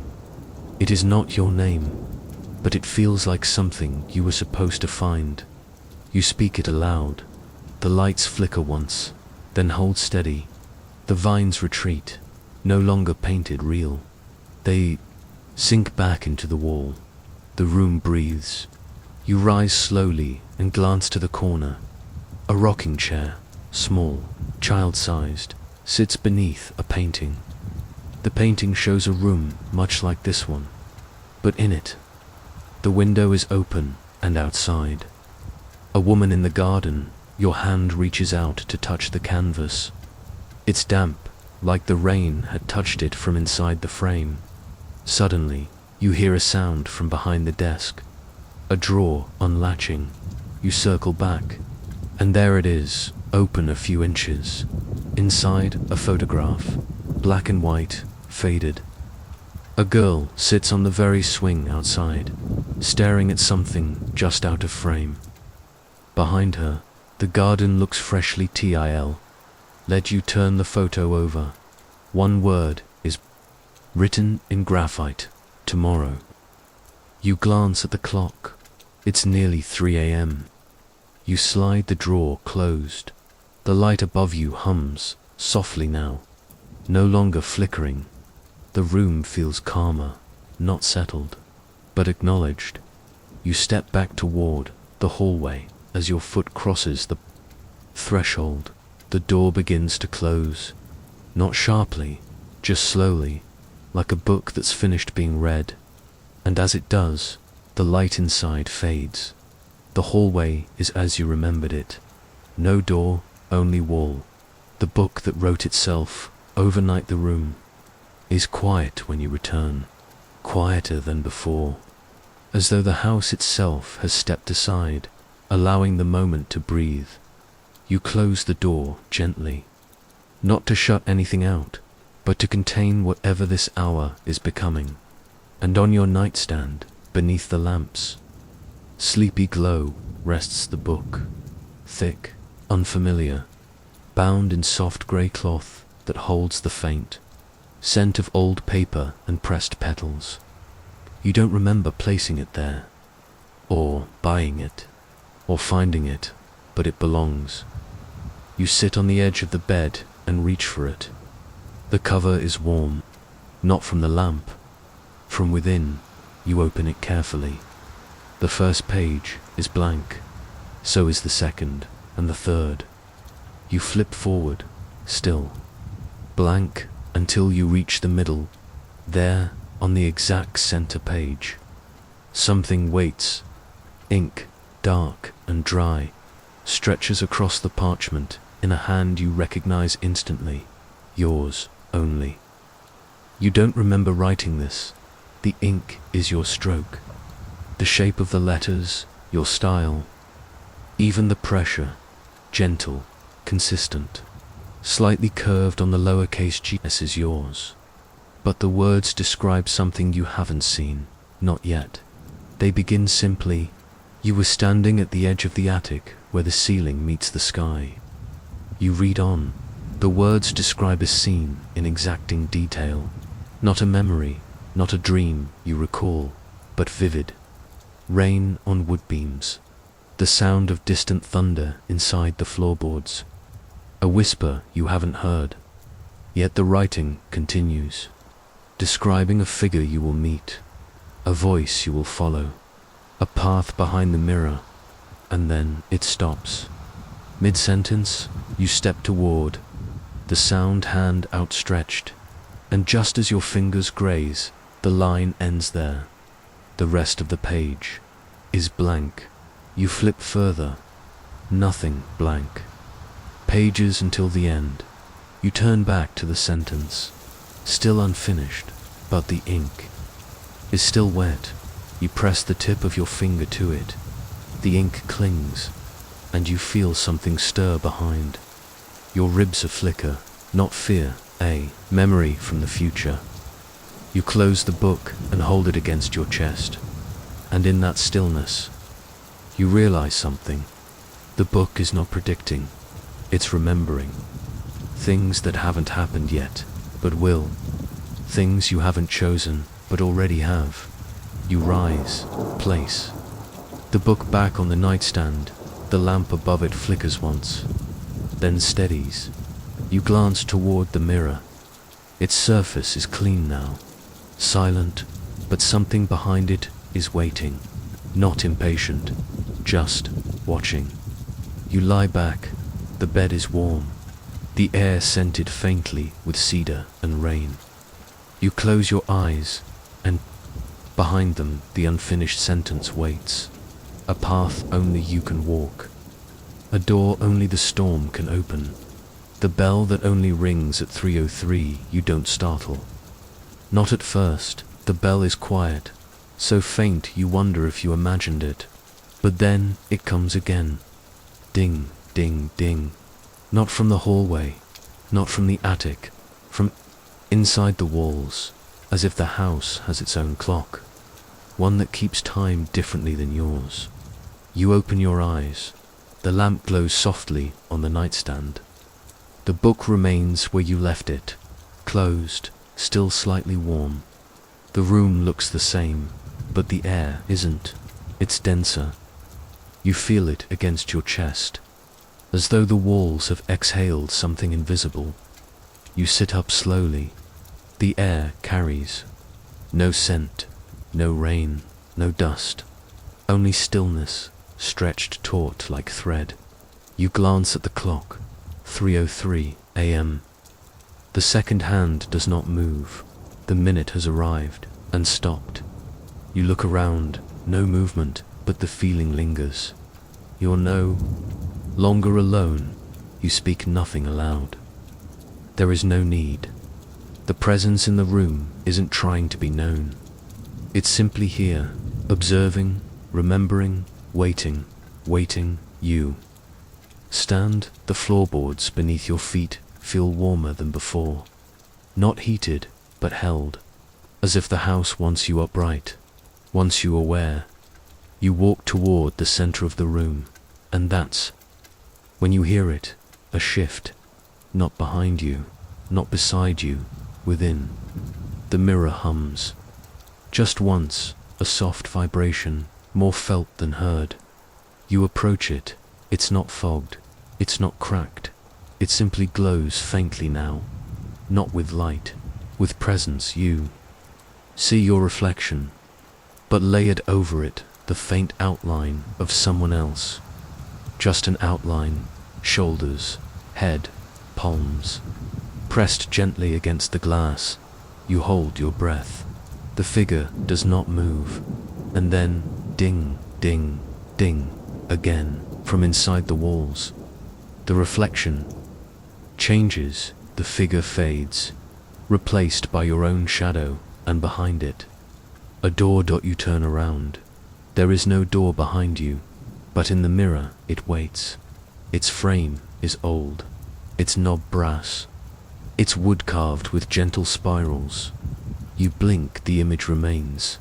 You take a step backward, your reflection mimics you, but the door stays behind you in the mirror.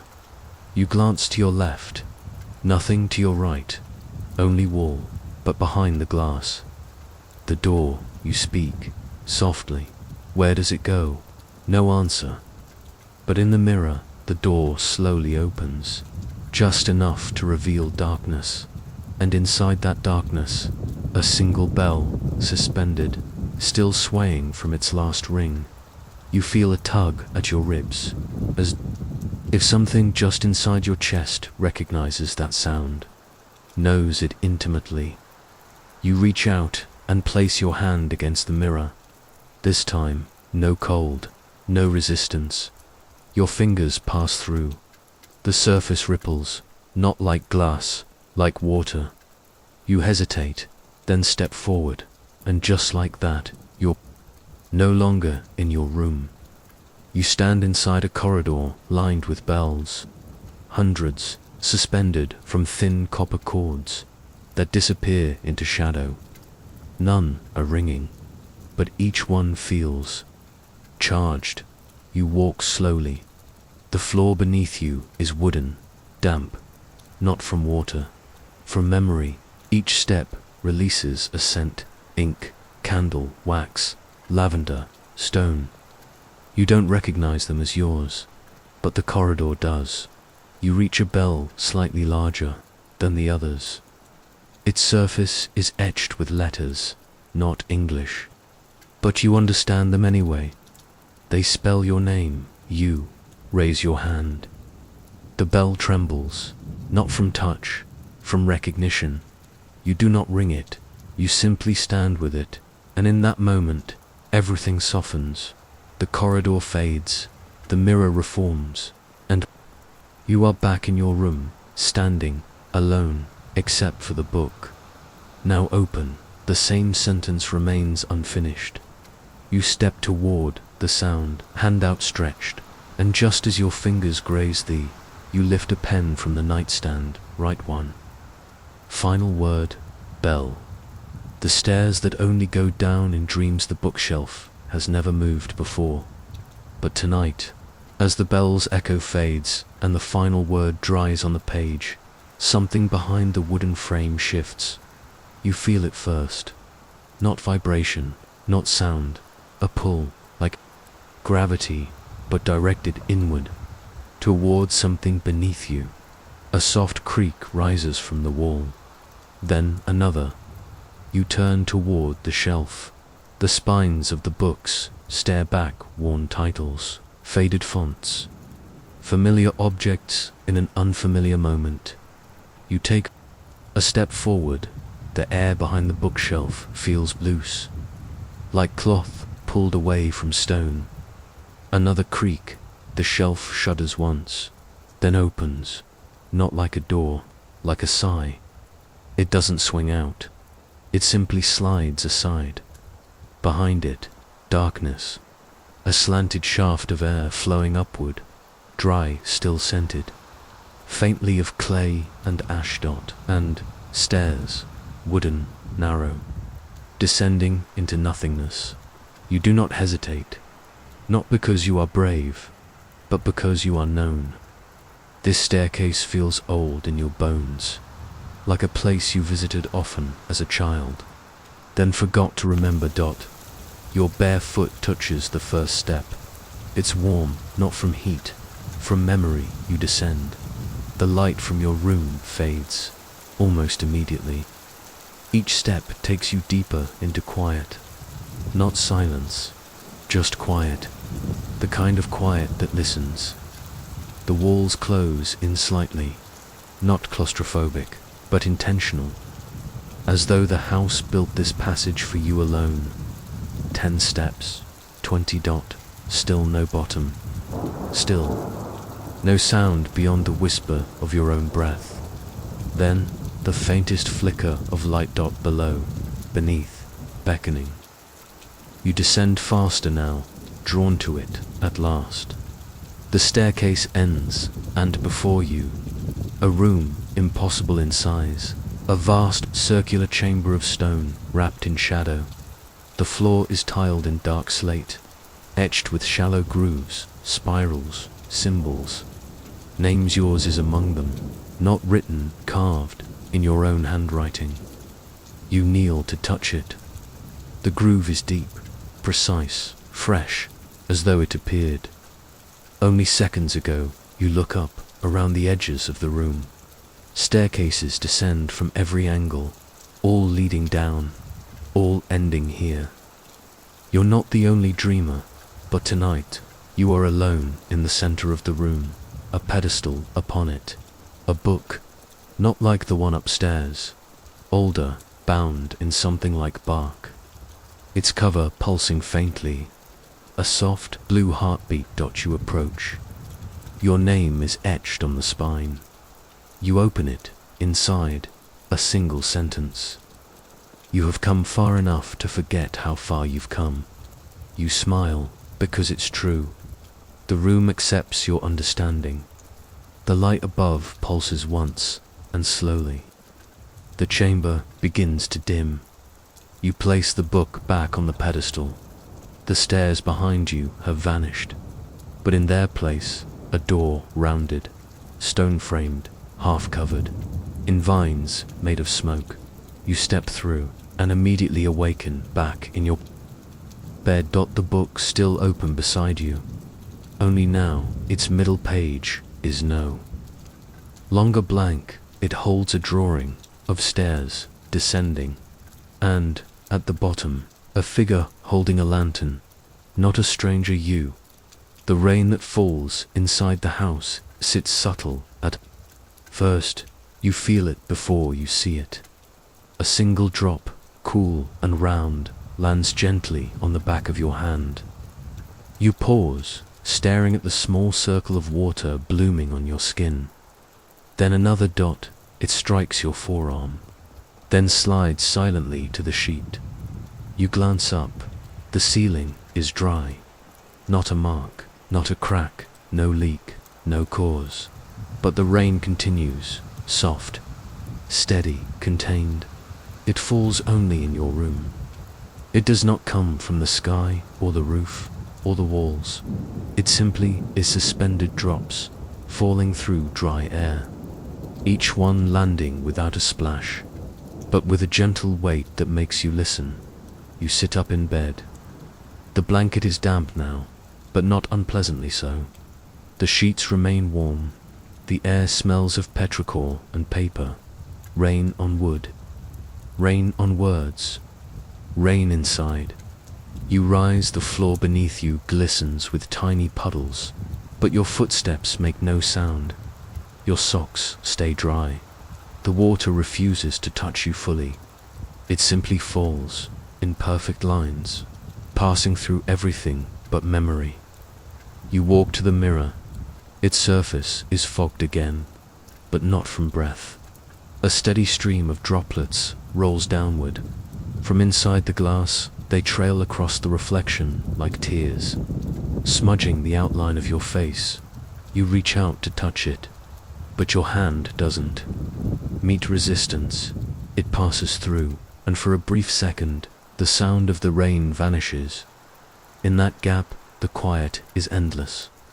When you pull back, the mirror mists over again, slowly erasing the part of your face that had returned. You leave it. You step toward the window, brushing your fingers across the sill. Dry dot outside. No rain falls. The world is calm, still sleeping. But inside the room, a storm continues. Gentle, steady, ancient. You open the door. The hallway is dry, utterly untouched. You glance back.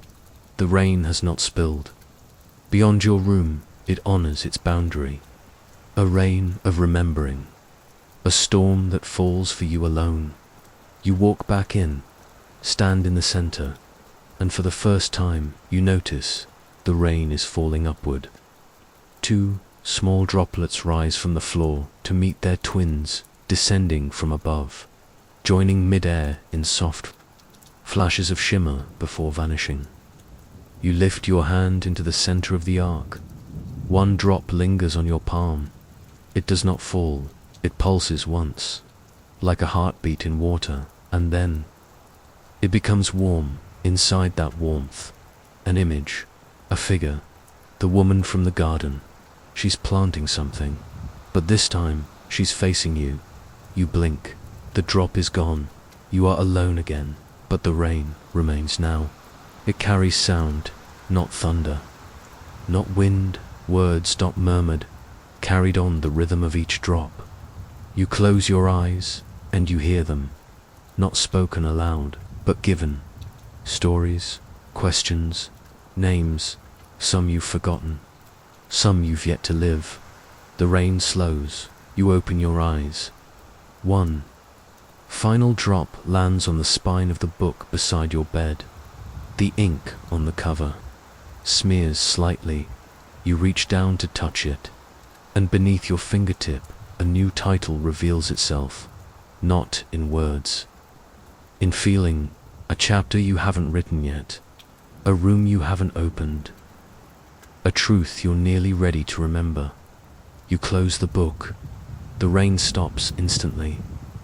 No echo, only stillness, only you and the hush of something vast that now knows your name. The portrait whose eyes will wet you.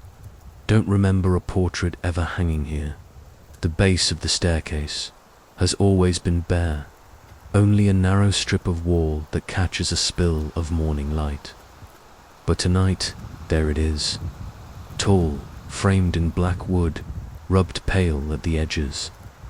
The varnish has yellowed with age, clouding the paint beneath in a faint amber haze. The subject is a woman, not the woman from the garden. Not exactly. Her hair is pinned back in a style from another century. Her dress, a deep shadow of blue. She sits in a high-backed chair, one hand resting loosely in her lap, the other draped over the chair arm. But it's her eyes you notice, not their color, not their shape, their wetness, not the sheen of paint, but liquid, real tears, clinging at the lower lid before sliding, impossibly, down the painted cheek. You step closer. The tears fall silently, leaving no trace on the canvas, vanishing before they touch the frame. And yet, her expression never changes, calm, untroubled, almost serene. The next drop falls. You watch it shimmer in the lamplight before it fades away. You lean forward. The scent of linseed oil lingers faintly, mixed with something else, damp wool, pressed flowers, the ghost of rain. You glance behind you. The hallway is empty. Still, when you look back, her gaze has shifted. It's not the trick of following eyes, it's choice. She's looking at you. You straighten slowly.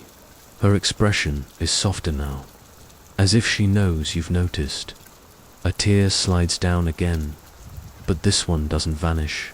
It falls, lands on the wooden stair rail, and remains, a perfect sphere of water dot. You touch it, warm. It hums faintly against your fingertip, like a seashell pressed to your ear. Inside that hum is a sound, not waves, but words, whispered in a language you don't know yet, somehow understand. You close your eyes to listen. The words are not for anyone else. They are the sound of a name, yours, but not the one you use, the one you've forgotten. You open your eyes. The tear is gone. The stair rail dry. The woman in the painting looks away again. Her gaze drifts toward the landing above, as though something waits there. You follow her line of sight. The shadows at the top of the stairs seem heavier than the rest of the house. The air curls upward like heat over stone, though you feel no warmth. You look back to the portrait. Her eyes glisten once more. A drop gathers heavy, deliberate, falls that this time. It lands on your hand. It doesn't slide. It sinks through skin, through bone, straight into the center of you. You inhale sharply, and for a moment, you're not in the hallway. You're standing in a dim parlor. A fire burns low in the grate. The woman from the painting sits in her chair, the very one you saw on the canvas.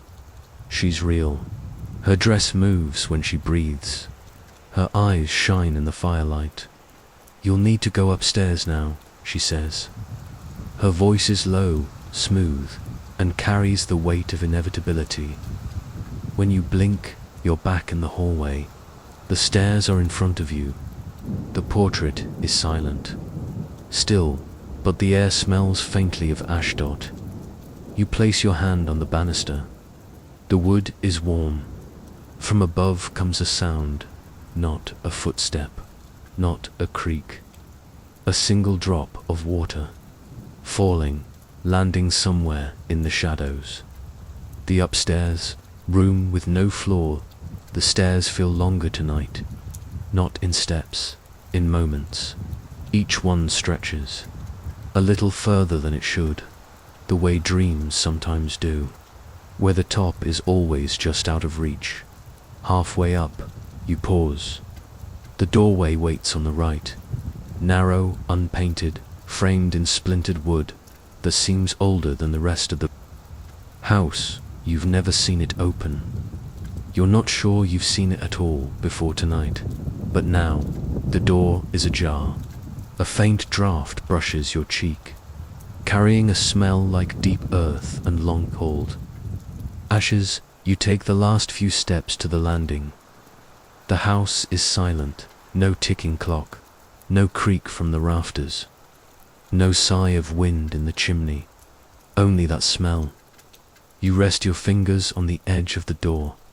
It swings inward without sound, and you see nothing, not emptiness, not shadow, a nothing so complete it feels like looking into the space between thoughts. You step closer. Your eyes adjust, but there's no depth to adjust to. The floor is gone where it should be. There's only the slow drift of dust, falling endlessly into that black. You glance toward the frame of the door. The wood is warped slightly, as if resisting whatever it borders. Your hand reaches for the threshold. Cold, not the cold of weather, the cold of absence. You lean forward, just enough to peer deeper, and then you see it, far below. If below exists here, faint points of light shimmer like stars in deep water. They pulse slowly, each on their own rhythm, a pattern, but not one you can read yet. Something moves among them, slow, fluid, like a fish moving through an unseen tide. You blink, it's gone. You glance back into the hallway. The portrait downstairs still feels close, as though the woman's eyes can see you from here. You look down again. The points of light have shifted. Now they form a curve, gentle, deliberate. A smile, not kind, not cruel, just aware. You take a step back. The draft changes. It no longer smells of earth. It smells faintly of rain, the same rain that fell inside your room. You grip the doorframe tighter. The lights below flicker once, and then, one by one, they go out, until nothing remains. Only that same impossible black, and somewhere inside it, a soft drip. The sound is too far away to belong in the house, but too close to ignore. You close the door, the latch catches, the draft stops, and the landing feels smaller now, tighter, as though the walls are leaning in to hear your next step. You take it then, another, until you're moving toward the far end of the upstairs hallway, and though the house remains silent, your ears keep straining for that faint drip. You realize something then. It's not coming from behind the door, it's following you. The cup that filled itself the table has always been there, but never with this cup. A delicate porcelain thing, white with a faint blue band along the rim. No saucer, no spoon, just the cup. It steams faintly, but the air up here is cold. You lean closer. The surface of the liquid is so smooth, it looks solid. No ripple, no shift, just a dark stillness that reflects the weak light of the hallway lamp. Then drip, a single drop falls into it, from nowhere. No ceiling stain, no leaky pipe, not even a shadow above. The surface trembles, expands in a single, perfect circle, outward to the edges of the cup. Then stillness again. You stand very still. The hallway is watching. Another drop. But this one is slower. So slow you have time to see it form in the air. not fall from anywhere, just appear. It stretches downward, gathers its own weight, and releases into the tea. This time, the ripple lingers, and something rises to the surface. At first, you think it's a leaf, but no, it's paper, a tiny scrap, no bigger than your thumbnail, curling at the edges. You reach in, the liquid is warm, just warm enough to make your skin remember summer evenings. You lift the paper out. It is wet, but the ink is sharp. One word, your name. You set the scrap on the table. It clings to the wood as though it's grown roots. Another drop falls. This time, a second scrap rises. You pluck it out. It bears a date. Not today, not yesterday, but a day that has not yet come. You place it beside the first. The steam carries a faint scent now. Not tea, not herbs. Rain. The same rain, another drop. Another scrap, this one is blank. But as you hold it, words bloom slowly across the surface. You were not meant to drink. You look back at the cup. It is still steaming. Still waiting. The drops keep coming now, quicker, one after the other. Scraps of paper surface like petals, each with a different message. The door will not open. She is planting again. Do not step where the floor remembers. Your hands tremble as you collect them. The pile grows. Then a final drop. This time no paper rises. Instead, the surface begins to swirl. Slowly at first, then faster. You watch as the steam pulls downward into the liquid. As though the cup is inhaling. The tea grows darker, almost black now. It smells faintly of earth and copper. The swirling stops, and at the center an image appears, not floating, alive. It's the portrait woman. Her eyes glisten just as they did in the painting downstairs. And she is speaking. You cannot hear her, but her lips form a shape you recognize. The same word you saw scratched behind the wallpaper. You mouth it silently. The tea reacts instantly. The blackness spreads upward, spilling over the rim without a splash, without a stain. When it's gone, the cup is empty, dry, cold. The scraps on the table have vanished. Only one remains, the one with your name, and beneath it, in the grain of the table, a faint ring. Not from the cup, from something older, something that sat here before the table was ever made. The window that refused to view the hallway narrows toward the window. It feels longer than it should, stretching slightly with each step, like the air wants to delay you. Heavy curtains hang from a brass rod, their fabric thick enough to drown sound. The faint scent of dust clings to them. You brush your fingertips along the edge. Cold, you part them gently, and there it is. The glass. Smooth, still reflecting the dim lamp behind you. Beyond it, not your garden, not your street, not even the shape of the world you know. Instead, a field, wide, unbroken, under a pale, washed-out sky. The grass moves, but there's no wind you can feel. Shadows sweep across it, slow and deliberate, like enormous clouds drifting overhead. Far in the distance stands a figure, small from here but upright, facing your direction. You lean closer.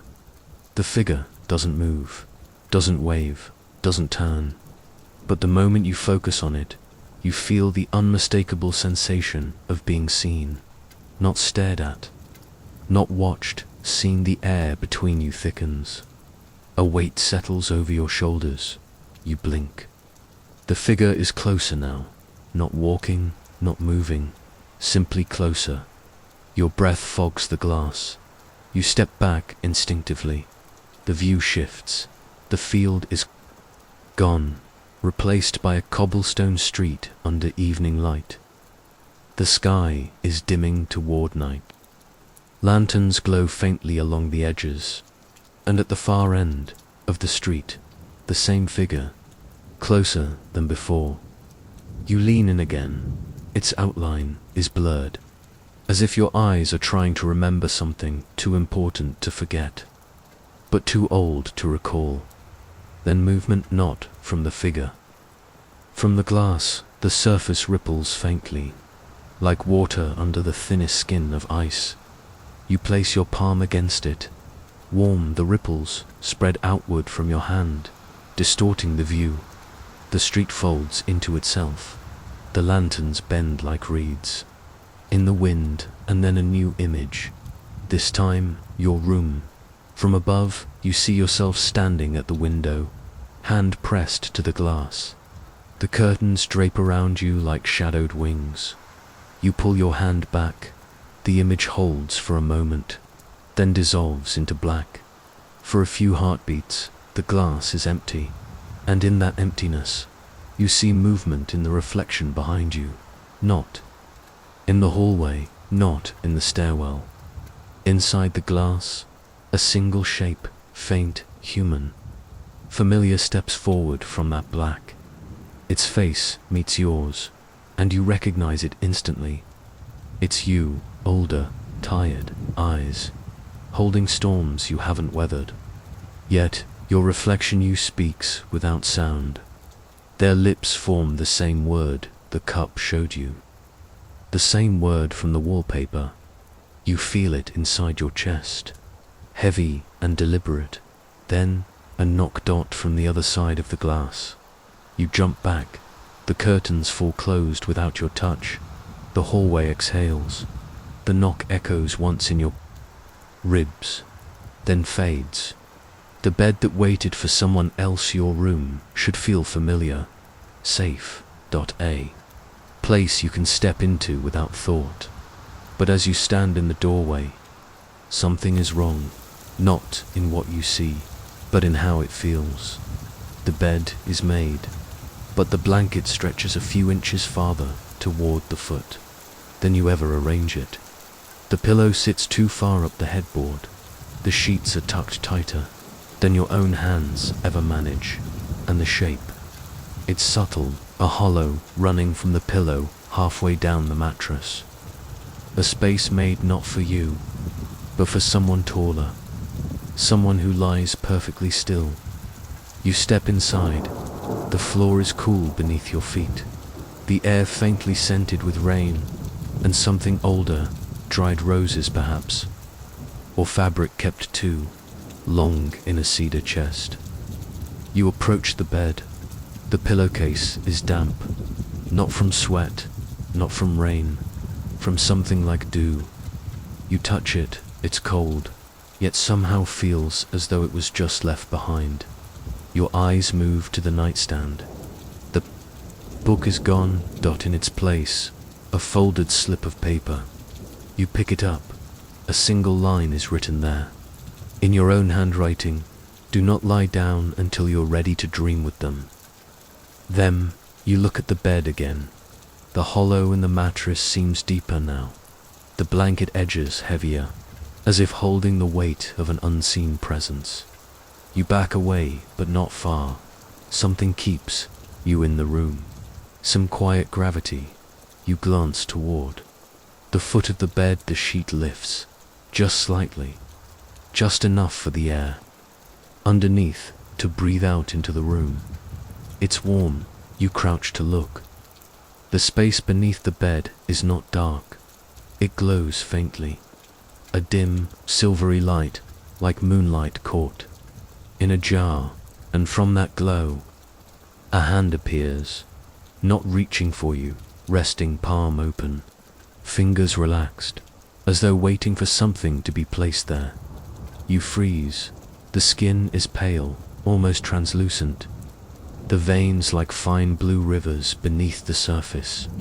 The nails are clean, short, unbroken.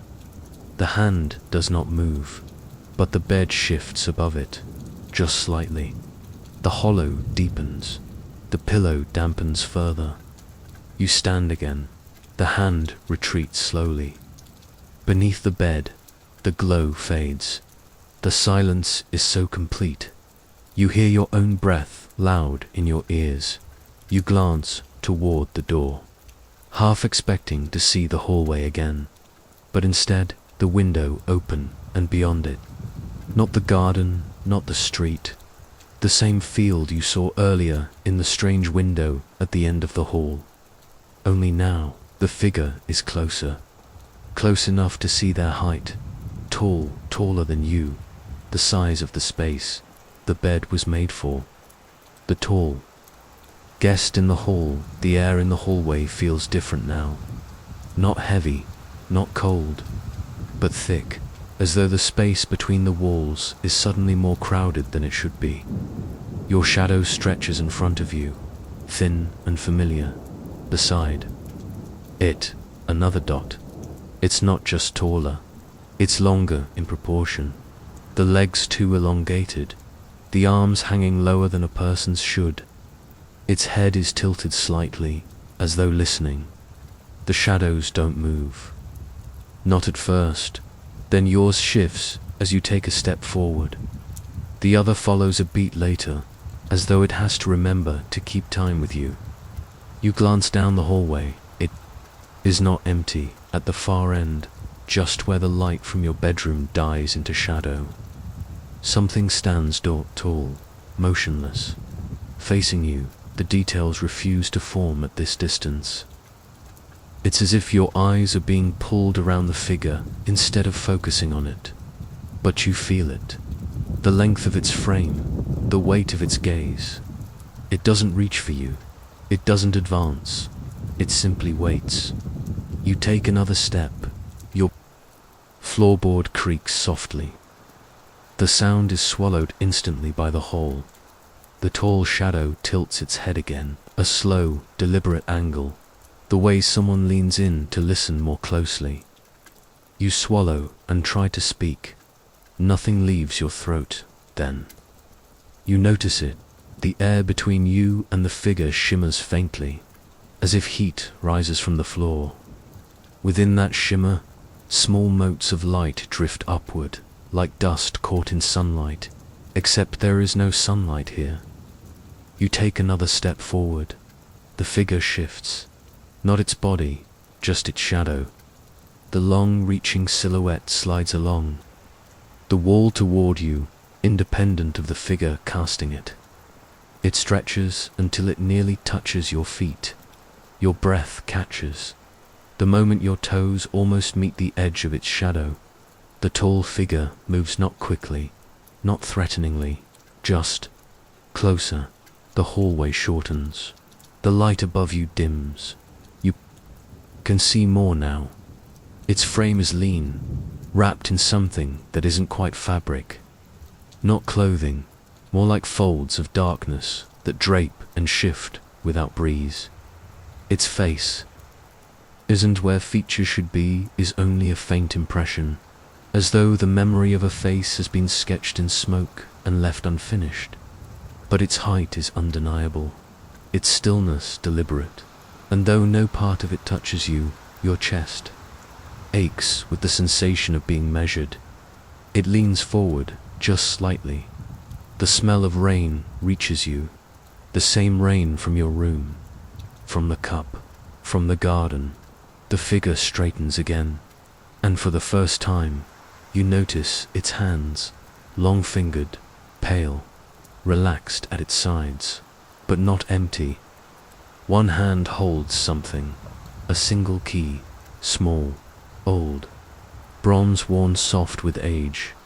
It tilts its head once more, then lets the key drop. You expect to hear it hit the floor. It doesn't, single quotes.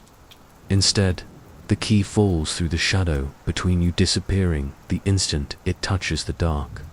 The figure takes one step back and then it's gone. Not vanished. Simply no longer there. Only the shadow remains, flat against the far wall, still impossibly long. You turn to look behind you, toward your room, and there, on your pillow, rests the key. The lock you don't remember seeing the key rests in your palm like it belongs there, not just as an object, but as something that has been waiting for you. It's heavier than you expect. Not metal heavy, memory-heavy. The warmth it holds isn't fading. In fact, it seems to grow, slow and steady, pulsing faintly against your skin. You turn it over in your hand. Its teeth are oddly shaped, like fragments of a constellation, not cut for a lock you'd recognize, but for something older than. From deep below the house, the sound, clack, a pause, then the slow, deliberate turn of metal in metal. You freeze. The sound doesn't echo like normal. It moves, winding up through the walls, carried on air to still to be. Carrying anything, it's coming from a place the house shouldn't have. Somewhere beneath even the basement. You've walked every floor, opened every room. There's no door down there, and yet, you know exactly where the sound came from. Your feet start moving before you decide to follow through the hall, down the stairs, past the portrait, which tonight seems to be looking past you instead of at you. The scent of rain grows stronger with every step. You reach the kitchen, pause, that the sound is gone. But the floor beneath you feels lighter, almost hollow. You step into the center of the room. The warmth of the key seeps into your fingers, urging you to turn. You do, and there, by the far wall between the pantry and the back door, you see it. A seam, barely visible. A faint outline of a door frame in the paneling, almost disguised as the grain of the wood. You've never noticed it before. You should have. The seam breathes faintly. Not air, a presence. It's as if the wood itself is aware you've found. It dots the key, warms further in your hand. Your other hand reaches for the seam. The panel shifts under your touch, revealing a small, bronze keyhole, perfectly matched to the one in your palm. You hesitate. It's not fear. It's the quiet knowledge that whatever is on the other side has been waiting a very long time, and that you are the only one meant to open it. The key slides in without resistance. You turn it. The lock yields with a soft click that echoes, deeper than it should, as though it's unlatching more than just a single door. The panel swings inward. Behind it, a narrow staircase. Stone steps, worn and uneven, descending into darkness so complete it looks like ink. The air that rises to meet you is cool and damp, smelling faintly of old books and rain-soaked earth. The key in your hand is no longer warm. It's gone cold. Its purpose fulfilled. You pocket it. The panel stays open. You step onto the first stone stair. It dips slightly under your weight, as though remembering how to hold you. Then the second step. The third. The darkness thickens around you. The kitchen above fades until the rectangle of its light is only a memory. Your hand trails along the wall as you descend. It's damp, not with water, with time. You lose count of the steps, and then you hear it, a faint hum, not from machinery, not from wind, from the door below. It's waiting, the door that knew your name. It's strange, seeing your name here. Not strange in the way of surprise, strange in the way of recognition, like reading something you wrote so long ago you forgot. The moment it happened, the letters are carved deep, the edges softened with age.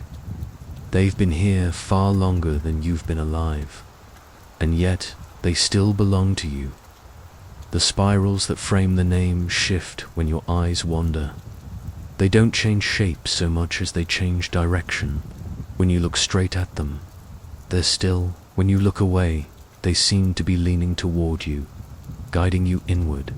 The hum grows, not loud, but present inside your ribs now, like a second heartbeat.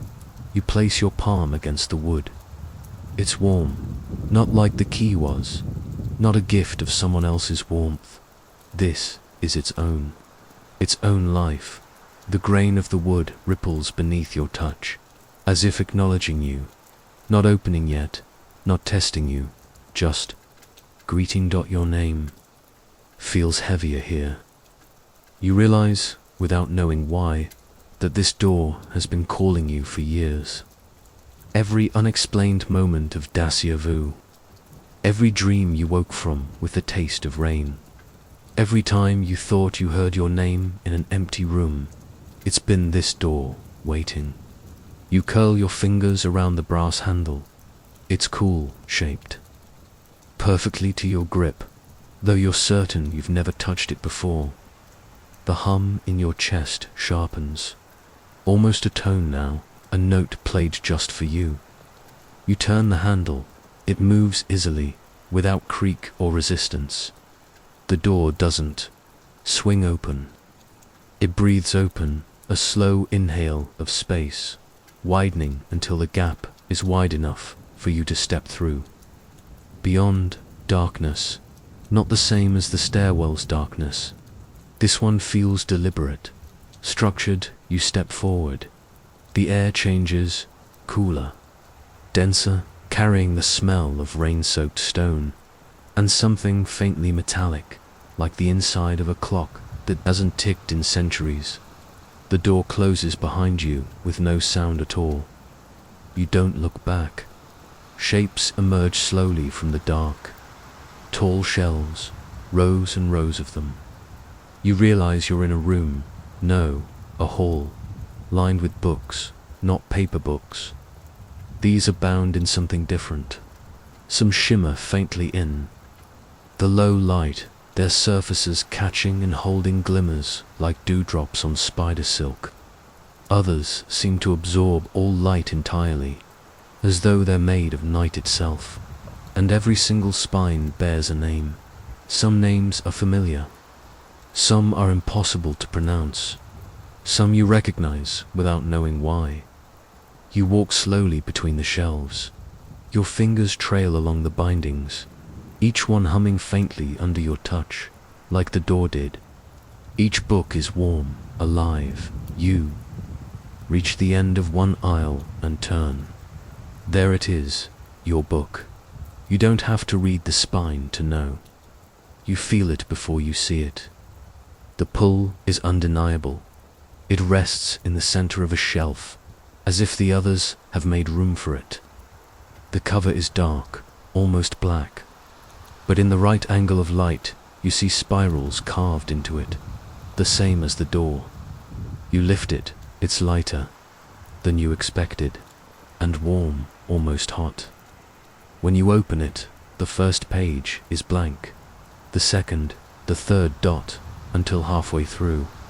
Words, not written in ink, but in rain. Each letter glistens wettily, even though the page is dry to your touch. And the words, they're not in your handwriting. They're in the same hand that carved your name into the door. They begin with a single line. You will remember when the rain falls inside, your breath slows. The hum in your chest fades, replaced by a deep, unshakable calm. You close the book, hold it to your chest. Somewhere above you, you hear it. The soft beginning of rain, the room that rained without clouds. The first drop lands on your cheek. It isn't cold, it isn't warm, it feels known. You look up again. The ceiling is wooden, thick beams running across it in uneven intervals, but between them the gaps are too deep. Not shadow deep, sky deep. And from those gaps, drops form. They don't collect from condensation, they simply appear. Perfect spheres of water, trembling before releasing their hold and falling soundlessly into the air. You step into the center of the aisle, hold out your palm. A drop lands and rests there for a heartbeat before sliding into your skin, vanishing as if it were never liquid at all. The rain here is impossible. It falls with no sound, no splash, yet the books and shelves remain completely dry. Even the floor, though scattered with countless drops, never darkens. You walk forward. The rain follows.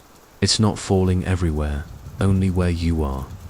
Each step you take summons the drops above your head, trailing you like a cloud that knows your name. You glance toward your book, still held to your chest. Its cover pulses faintly now, spirals moving like ripples across a pond. Another drop lands, on your hand, but this one lingers. It does not sink into your skin. Inside it, an image, small, faint, but unmistakable. A door, not the one you entered through. Another, circular, framed in stone, with vines curling up one side. It's somewhere you haven't been. But the familiarity is deep enough to ache. The drop slides off your palm and disappears before it hits the ground. You keep walking. The shelves curve now, the hall bending in a slow spiral. The further you go, the heavier the rain becomes. Not loud, just constant. It begins to feel like you are walking underwater, though you are still breathing easily. The air grows cool. The scent of wet earth deepens. Then the spiral opens into a clearing, not a clearing in the forest, a clearing inside the library. The shelves stop here, circling a single round space. At its center stands a pool, shallow, perfectly still, fed by nothing you can see, and yet the drops above fall directly into it. They do not ripple the surface.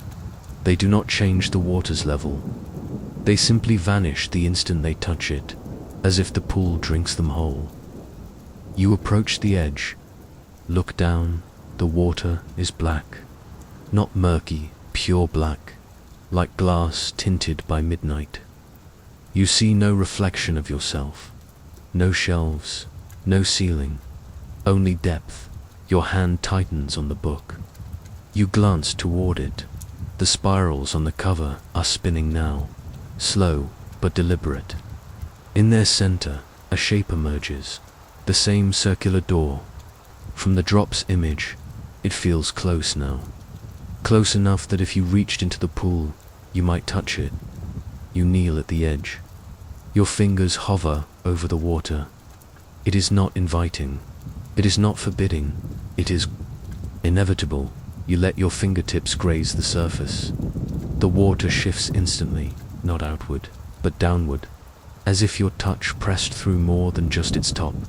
The black folds away into a tunnel of liquid shadow. Spinning slowly, the spiral, echoing the one on your book, and from far below, a light blinks once. Then again, the drops above you stop falling. The entire hall holds its breath. You take a deeper breath of your own, and let your hand slip into the pool. It is warm. Your palm brushes something solid, smooth, round, a handle. The handle beneath the water, the handle fits your grip perfectly. Not in size, in recognition. It feels like something you've held before, though your mind can't decide when. The metal is warm, pulsing faintly against your skin, not with heat, but with rhythm, steady, deliberate. The slow heartbeat of something older than the house. As you tighten your hold, the spiral on your book contracts again. Its lines no longer seem carved. They move, swirling inward toward a center that's no longer solid. Beneath your hand, the handle turns without effort. Not all the way, just enough for the sound to begin. It's not the click of a single lock. It's the slow rotation of many. Somewhere deep below, gears turn against stone, heavy and ancient dot. The water trembles faintly, not from your movement, but from the shifting beneath it. You lean closer. The tunnel of dark liquid spins faster now, the spiral pulling you in without force. only certainty. The pool is no longer still. It draws downward, as though the center is swallowing itself. You can see further into it now, past the liquid shadow into faint glimmers of light, like lanterns swinging in a far-off passage. Then a sound, not mechanical, not natural, a breath, slow, inward, as if the pool itself is inhaling. You hold your breath in response without meaning to. The handle shifts again, this time moving under its own will. It turns fully, the sound of the locks deepening until it is not sound at all. It is pressure in the air, a weight on your chest. The downward pull strengthens. The water surface tilts slightly toward you, though no drop spills over the stone. Lip. Your book hums faintly. It's not just a vibration, it's a call. It wants to go with you without thinking. You press it to your chest and slide your other hand into the water beside the one holding the handle. The tunnel opens. You expect to see only more darkness. Instead, a door. Round, stone-framed.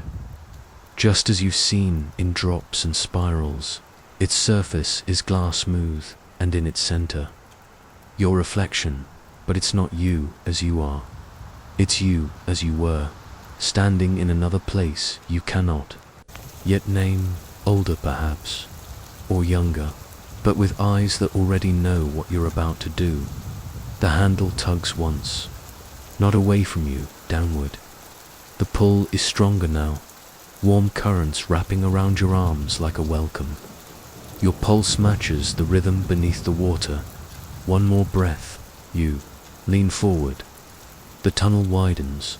You're no longer sure if your knees are on the library's stone floor or if you're kneeling on something softer, somewhere else entirely. The hum in your chest becomes a low chord, layered, resonant, as if many voices are speaking without words. The handle twists a final time. The door in the water opens, and you are pulled through. There is no splash, no cold, no falling sensation, only a shift, like turning a page in a book you've read before, but somehow forgot the ending. You step onto stone. The air here is thick with the scent of rain and earth and something electric, like the moment before lightning. Behind you, the pool is gone. Before you, a passage lit by lanterns that sway without wind. Far ahead, a tall figure waits. The lantern bearer at the end of the passage. The passage narrows as you walk. Stone walls curve inward slightly, their surfaces damp with a sheen that catches the faint lantern glow.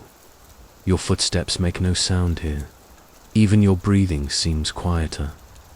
The figure stands still, holding the lantern at their side.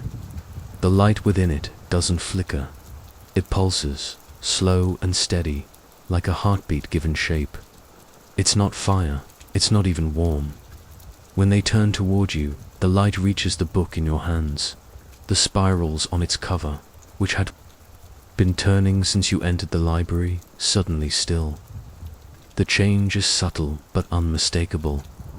A held breath in the pattern itself. You stop a few steps away. The figure is tall. Not unnaturally so, but with a kind of presence that makes the space between you feel smaller than it is. They are cloaked in a fabric so dark it swallows the lantern's light entirely, its folds falling in silent weight to the floor. Their face is hidden by a hood, but you feel their gaze. It is not piercing, it is patient. The lantern bearer lifts their free hand, palm facing upward. They make no sound. They do not speak. The lantern's glow deepens in color, from pale gold to a soft rainwater blue. It spills gently over the walls, revealing faint carvings in the stone, spirals, lines, and shapes that seem familiar, though you cannot name them. The figure tilts their head toward your book. They are asking for it. You hesitate, not because you don't trust them, but because letting go feels like handing away a piece of yourself. The book has followed you through rooms, rain, and shadows. It has carried your name in places where you could not speak it. Still, you place it in their hand. The weight shifts immediately. The book is no longer heavy with what it held. It's lighter, almost empty. The lantern bearer opens it. Pages turn without touch, stopping near the middle. They angle the lantern so that its light falls over the paper. Words appear, not written in ink, not carved. They form in the air above the page, shimmering, translucent, as though made from breath on glass. The words are not in any language you have learned, but you understand them anyway. The rain follows those who listen. The figure closes the book. They hold it out to you once more. When you take it back, it feels heavier again, but with something new inside. The lantern bearer turns. The passage behind them stretches forward into darkness, lined with lanterns that have all come alight. Their light is the same deep blue as the one in the figure's hand. You follow. The air changes as you walk. It feels fresher, as though you are moving closer to open air. The scent of rain sharpens dot. Finally, the passage ends. You emerge into a space too wide to be underground. Above you is a ceiling of stone, but it glows faintly as if lit from the outside. Drops fall here too, but more slowly, each one hanging in the air longer before touching the ground.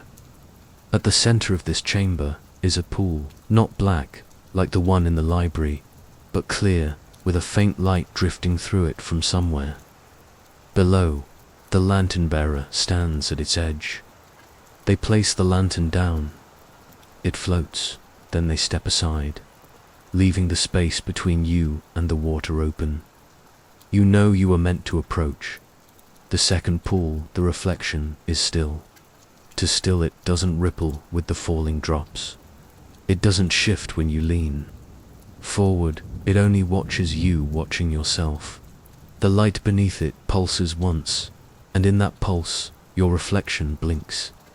Not in sync with you, on its own. You kneel at the edge. The water is impossibly clear. You can see the faint pattern of stones lining the bottom, each one carved with shallow spirals. Like the cover of your book, the lantern bearer remains behind. You, silent.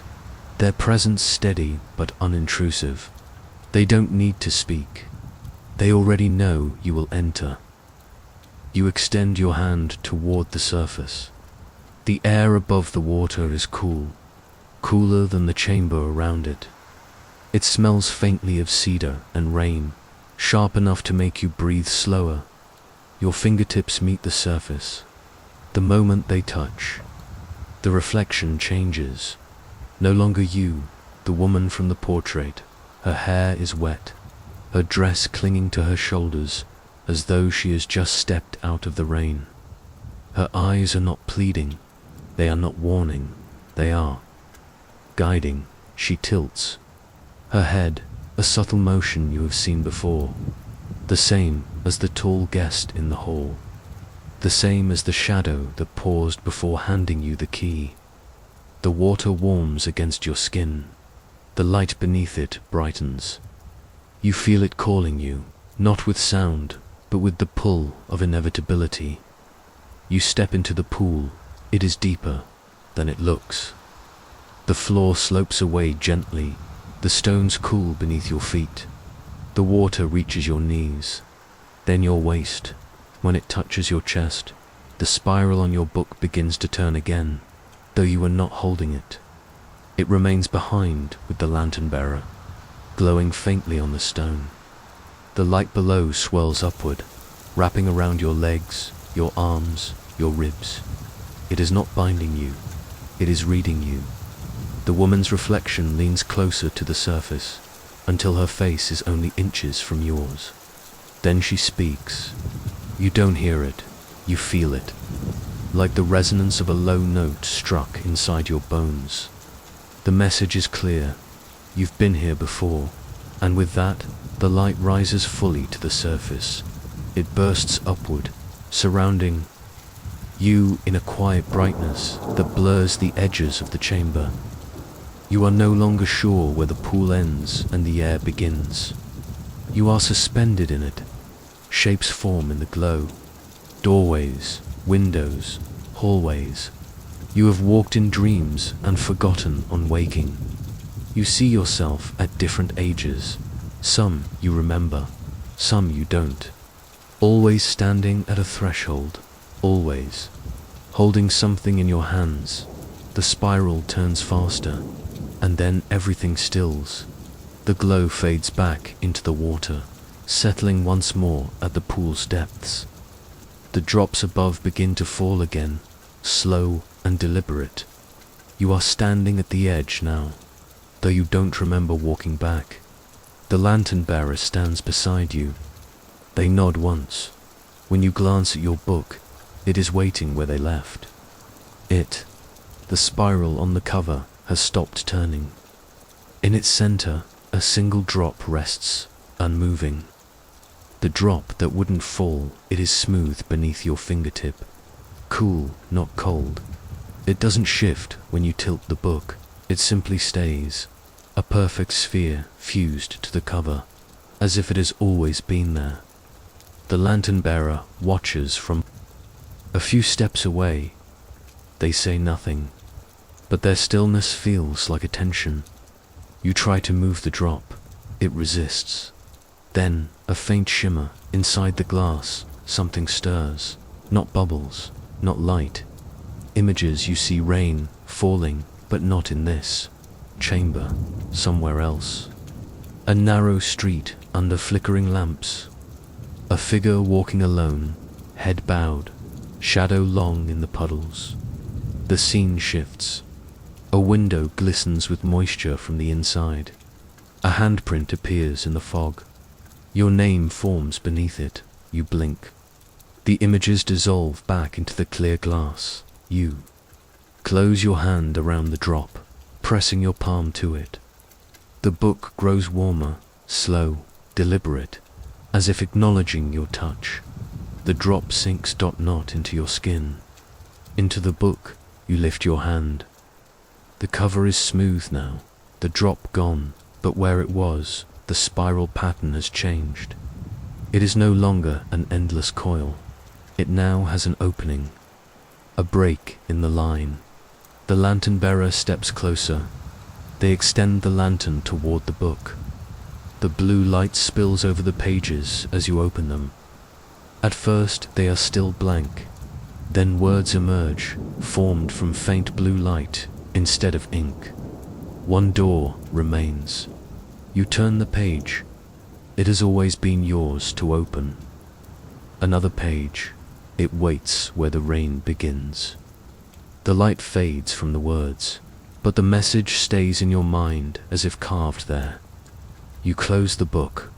The lantern bearer turns toward the far side of the chamber. There is an archway there you hadn't noticed before.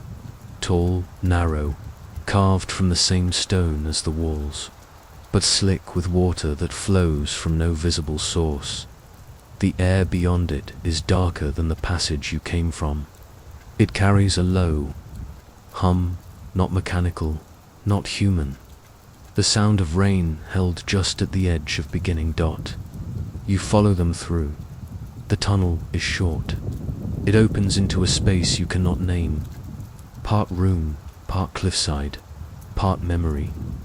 There is no roof here, only the night sky stretched close and heavy. The clouds low enough to touch if you reached upward. The rain has not yet started, but you can smell it, feel it on your skin, hear it in the tremble of the air and in the center of this strange place. A door, not wood, not stone. It is made of the same glass as the drop that vanished into your book. The spirals are etched into it, open at one point just like the one on your cover, and in its center another drop. This One is larger. It glows faintly from within, pulsing like a heart. The lantern bearer stops beside it. They turn toward you. A single nod that this is yours. The glass door, the drop slides down the glass in slow motion. It leaves no streak, no trace of moisture. Instead, it burns faintly as it moves, carving a thin silver line across the surface. You watch it curve, not straight, not random, but in the first shape of a spiral. Your breath slows. The world beyond the glass is unreadable. Not dark, not bright. It shifts faintly, like light seen through deep water. The book in your hand grows heavier, not with weight, but with insistence. It wants to be part of this. The lantern bearer stands silent behind you, their light casting no reflection on the door. The spirals already etched into the glass begin to shift, opening wider at the break in their pattern. The drop at the door's center pulses. The pulse reaches your chest, then your hands, then your book. You press the book's cover to the glass. The moment they touch, the spiral on the cover aligns perfectly with the one etched into the door. A low hum moves through you, steady, grounding, as if the glass itself is recognizing your presence. The drop in the center glows brighter. Its light spreads outward along the etched lines, tracing the spiral until it meets your book. The book warms.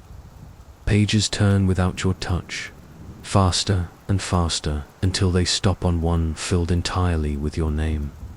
Not written once, written hundreds of times in small, precise lines, overlapping like woven thread. The glass responds. Your name appears there. To each letter, forming slowly, filling with silver light until it shines brighter than the rest of the door. Then the glow fades, leaving the shape of your name faint but permanent. The door exhales. You didn't know a door could do that, but you feel it. The surface flexes slightly beneath your book. The drop sinks inward, and the spirals begin to turn. The glass doesn't open like a normal door. It unfolds. Panels shift and rotate in silence, disappearing into themselves until only an open arch remains. The air that pours through is warmer than the place you stand, carrying the smell of wet stone, wood, and something green, fresh leaves after rain. You step across the threshold. The ground changes instantly beneath your feet, from stone to grass. Cool, soft, glistening with dew, though you feel no rain falling here. The sky above is deep blue, almost black, but full of moving light. Not stars, drops of rain suspended in the air, glowing faintly as they drift. As though falling in the slowest motion possible, a path winds ahead of you, curving toward a hill where a single structure stands. From here, you can see its shape. Tall, narrow, built of the same glass as the door. It catches the suspended rain in its walls, each drop lighting briefly before fading. Your book feels lighter now. The spiral on its cover has stopped moving entirely. It rests quiet in your hand, as though its work is done, or nearly done. The lantern bearer does not follow you through the door. They stand on the other side, watching, lantern in hand. The blue glow spills into the grass, but stops short of your feet. They lift their free hand in a slow, deliberate motion. A farewell, or a reminder. You continue along the path. Each step takes you closer to the glass structure, and as you near it, you see what waits inside. Another door, the second door. The sight stops you mid-step. The spirals are finer here, etched, in delicate lines that almost hum when your eyes trace them. They don't turn, but they seem ready to, like a wheel held just before it spins. The keyhole glints faintly in the dim light. It's not gold, not brass. It has the soft, muted sheen of metal that's been underwater a very long time. And you know without doubt that you have the key. Your hand goes to your pocket. It's still there, exactly as you found it on your pillow after the tall guest left it for you. Cool, slightly too heavy for its size. Edges worn smooth by a history you don't yet understand. You step forward. The ground beneath you shifts from grass to smooth stone tiles as you near the second door. The air changes to cooler, sharper, as though a draft moves through the keyhole itself.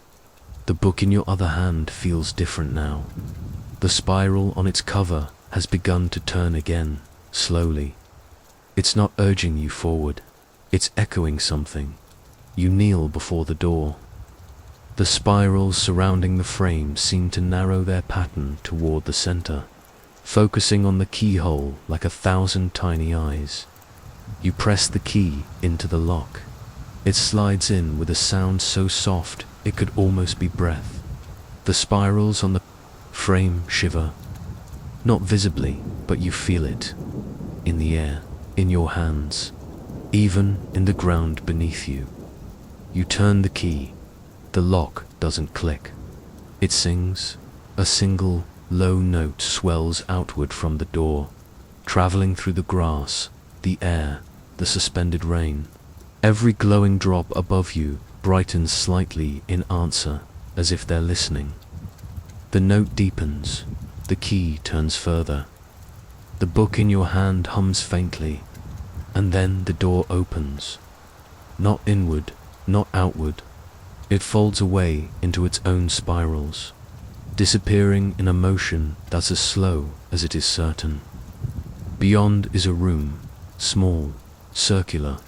Its walls are made entirely of glass. The suspended rain outside drifts right up to the walls, each drop hovering as if deciding whether to pass through. The light from them spills across the floor in soft, shifting patterns. In the center of the room stands a pedestal, and on it another book. But this one is not yours. It is bound in the same dark material as yours, but the spirals on its cover are closed, completely sealed. No opening. You step inside. The air in the room is warmer. Still, it carries the faint scent of cedar again, sharper now, as though the wood has been burned and polished all at once. You approach the pedestal. The book here is heavier than it looks. It resists your touch slightly, the way an object sometimes does when it doesn't belong to you yet. Your own book hums louder in your other hand. You realize it's not simply humming, it's calling. To this one, you set your book beside the other on the pedestal. The spirals on your cover turn faster. On the other book, they begin to unlock. One loop unseals, then another, until the spiral is open just enough to reveal a single drop at its center. This drop is not glass, it's liquid, and it's moving. The liquid drop you freeze. The drop sways, gently holding the image steady, as though it wants you to be certain. Behind you in the reflection stands a figure, not the lantern bearer, not the tall guest from the hall. Someone else. Their shape is familiar in a way that stirs something deep and restless inside you. The height, the tilt of the head, the quiet way they stand, but you can't see their face. It's blurred by the curve of the drop. You turn your head slightly, trying to catch them in the corner of your eye. Nothing.